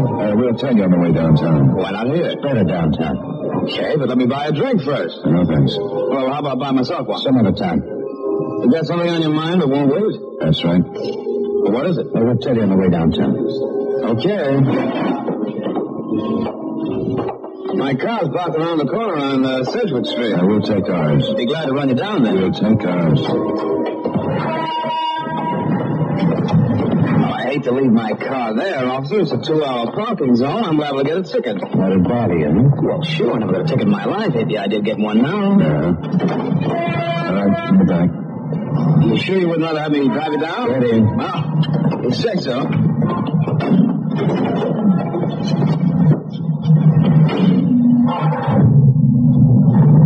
You ever hear of Bruce Krakov? Krakov? Didn't I read something in the paper about him, murdered gangster or something? That all you know about him? What else could I know? We're asking you.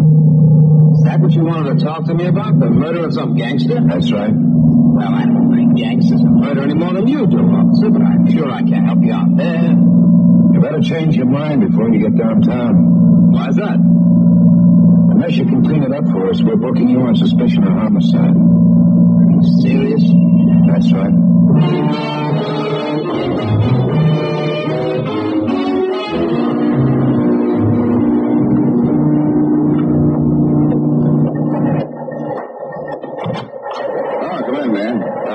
How'd you do? Yeah, there it is. Let me see. Rudy Walchek, 32, male, Caucasian, unmarried. Lives at Belden Arms, 1611 Tudor Court. Had 3 weeks in the city, 3 weeks. Found from Detroit, occupation unemployed. That all? That's it. Don't talk, huh? Oh, talks plenty. Doesn't say anything. Any guns on him? Nope, nothing in his car either. Well heeled? Had $830 on him in cash. Drives a 52 Caddy Coupe DeVille with a clear title, Michigan registration, carrying his Detroit address. What's he live on? Says he's a professional horse player. Follows the races around the country. Had a couple of winning tickets in his pocket worth about $200 with race yesterday. What about a record? Nothing here. We're wired Detroit. So all we've actually got is Hank Jaffe's tip and the fact Walchek was drinking with Lou Davis, huh? That's it, though. We're doing just great. Yeah. Well, work it out best you can, Ben. Okay. I'll keep you posted. Okay, Ben.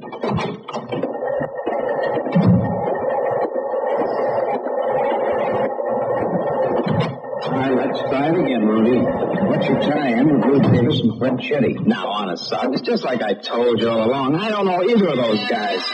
You don't think I'd lie to you, do you? Oh, heaven forbid. Okay, Rudy, you can go now. Oh, that's real nice of you, Lieutenant. You want to frame an innocent man? Yeah. I told you once I don't like gangsters or murder any more than you do. If I knew anything at all about this Boots Krakov, believe me, I tell you. Door's over there, Rudy. You know, you've both been pretty decent about all this. If you're around the Stratford Hotel anytime, well, look me up. I'd like to buy a couple of drinks. We'll keep it in mind. Lousy two-bit gunman. I'd like to know. Corin? Yeah, but... Any word from Michelson? Attorney General's man in Hanford? Yeah. Nothing yet, Ben. Rudy Walczak's just leaving. Have Bert and Marzani pick him up downstairs and tail him. I want to be notified the minute he starts heading toward Hanford. Okay, Ben. Pretty optimistic. He's too smart to tip his mitt like that. Maybe.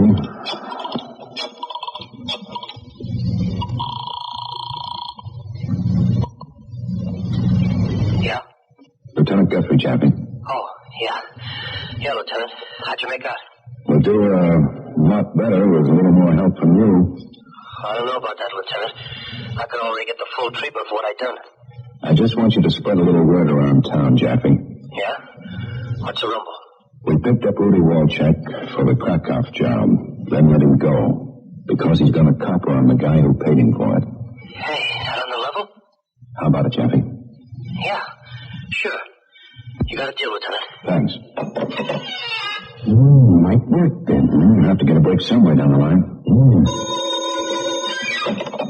Lieutenant Guthrie. This is Michelson, Ben. Oh, yes, Mike. Something doing? It depends. On what? You send a man by the name of Asher out here to Hanford? He might have turned up there. He was trailing Lou Davis. Why?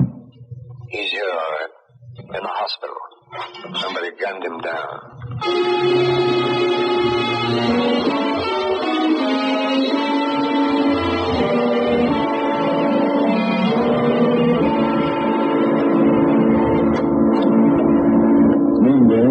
Nice, man. How's that? Still unconscious. It's tough. Sit down. I'll get some drink. No, thanks, Mike. Any idea how it happened? Well, the way I get it, Asher was walking down Main Street, probably still tailing Davis. Car pulled up alongside and someone ran home. Must have had him spotted. That's the only way to figure. How are you doing? Franchetti's in business, all right. He's got 2 floors in the Hanford Hotel. Looks like he's holding open house for every gunman, bookie, and numbers racket in the state. Got a tape recorder over there? Yeah, I got a man in the hotel now trying to slip a couple of bugs in the Franchetti's rooms. I don't know what luck you'll have, huh? Has to be good, Mike. You got something in the phone? Should be meeting up there in the next couple of days. Franchetti, Davis, and Rudy Walczak. You expecting fireworks? Anything could happen. Up to and including murder. We'll get those bugs in somewhere. Okay, Mike. You know, Ben, we could be going to a lot of trouble for nothing. Oh, why? Federal Immigration Department's working in Franchetti, too. Deportation rep. I'd have settled for that a couple of hours ago, but not now.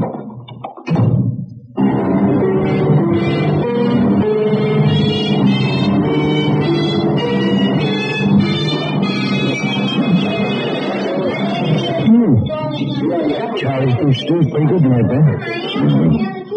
So why aren't you eating? I'm not hungry, I guess. Now, letting this thing get you down, Ben? It's been 5 days since Jackie spread the word. No action yet. I have to try something else. Any ideas? No. Franchetti's building his organization in Hanford. Crime incident already at 3.5%. And all we can do is sit here eating Charlie's beef stew. Well, these things take time, Ben. Asher was lucky. He's still alive. The next cop might not be. They're looking for you, bud. Oh, what's up, Coin? Burton just called. It looks like Rudy Walczak's on his way to Hanford. Come on. I'll make a call. Yeah, sure. Marzani still tailing Walczak? Yeah. Burton's in the drugstore waiting for a call back there.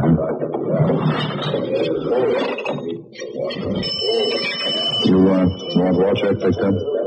Not yet, no. Operator. Get me Hanford 6621, please. Hanford 6621. That's right. What is your number, please? E3349. National 33349. Thank you. One moment, please. I don't want Walczak picked up until he gets back to his apartment in town. Then I want 2 men assigned to a permanent stakeout there. I'll set it up next flat. Deposit 15 cents for the first 3 minutes, please. You got him, Copain? Yeah, I think so. Yeah, thanks. Thank you. What do you think will show at Walchick's, Ben? Probably Lou Davis. Yes? Ben Guthrie, Mike. Those bugs in working order? They're working fine, Ben. Wall check on his way out? Yeah, looks like it. We'll get it down. Now, look, if hands out, we want the stuff down here fast. You have it. Franchetti, too. Is that all? That's it. See you later, Ben. Michelson, all set? Yeah. Things could break fast when we get back to the office? No hurry. Haven't had my dessert yet. I thought you'd get your appetite back.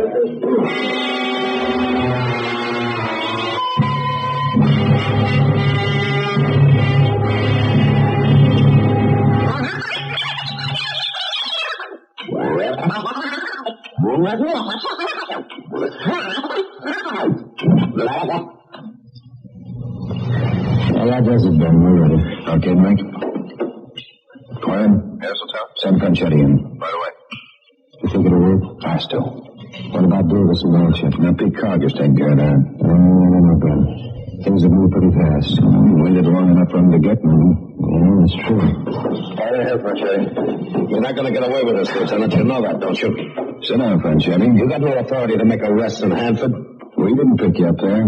Attorney General's office did. I don't care who did. You can't knock me around like some ordinary bum. Yeah, I know, Franchetti. You've got friends, influence. You bet I have. By the time I get through, I'll turn this crummy police department of yours inside out. Sit down, Franchetti. I'm not going to sit down any place. I'm walking right out of here. Sit down.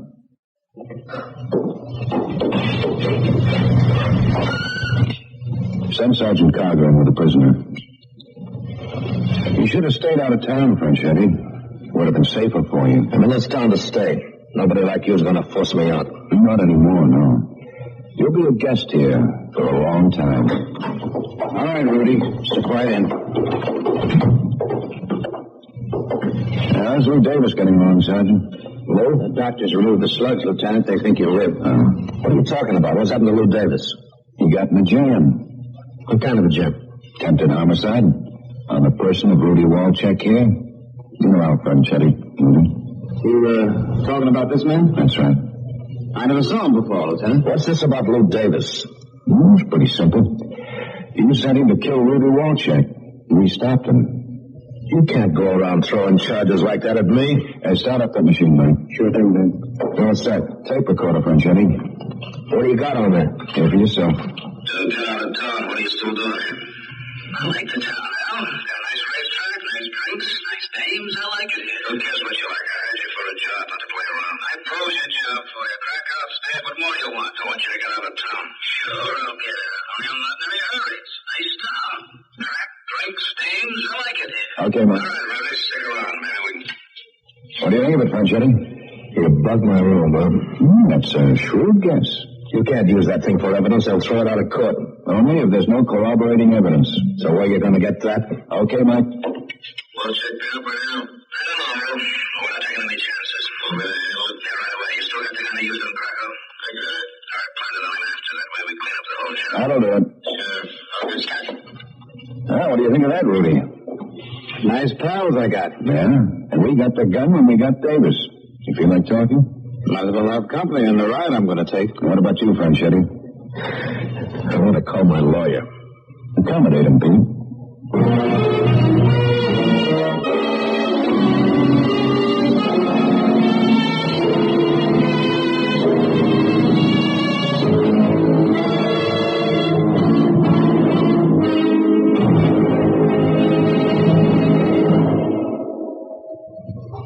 The lineup will before you have passed the innocent, the vagrant, the thief, the murderer.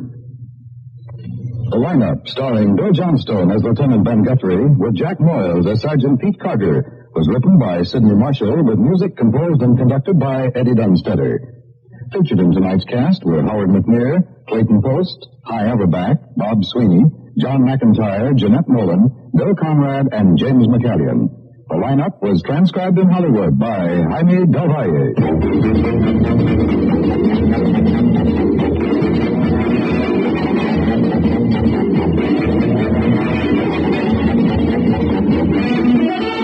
Lineup has come to you through the worldwide facilities of the United States Armed Forces Radio and Television Service.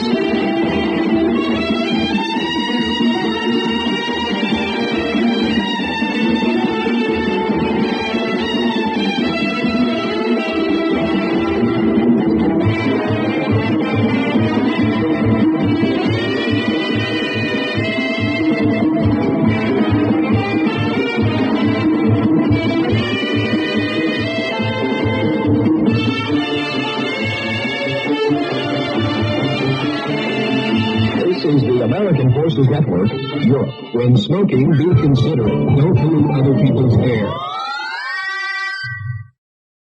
Welcome back. Now, some people have commented in the past about the mention of Ask Not What You Can Do for Your Country. This program originally aired in the 1950s, this was taken from an Armed Forces Radio Services broadcast, and these were most likely done in the 1960s. They had the transcription disc around and played them, and I think we heard one of those that was definitely from the 60s or perhaps even later on Johnny Dollar, where the Armed Forces Radio Services would continue to replay these because they had the transcription disc, plus new radio dramas had pretty much stopped being made in the States. Nobody knows exactly where this episode goes, at least according to the Digital Deli log. There are some other logs that'll place it perhaps even towards the end of the series, but I'm going with what the Digital Deli has as the log information, and so I put this in here between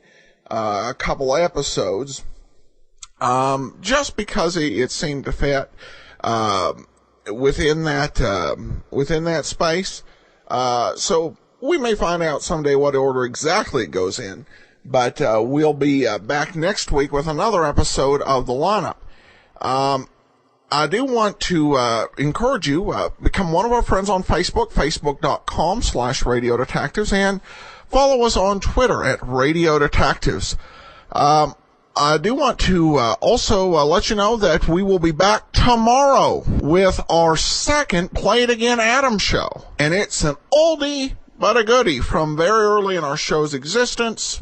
We'll be bringing back one of my personal favorites, and I hope you'll want to listen tomorrow because it's going to be a good one. And then join us back here, as I said, on Saturday for The Lineup. Monday, we continue with a new Johnny Dollar serial. In the meantime, Box 13 at GreatDetectives.net, Twitter at Radio Detectives, and be sure and fill out our listener survey, survey.greatdetectives.net. And remember to support the listener support campaign, support.greatdetectives.net. From Boise, Idaho, this is your host, Adam Graham, signing off.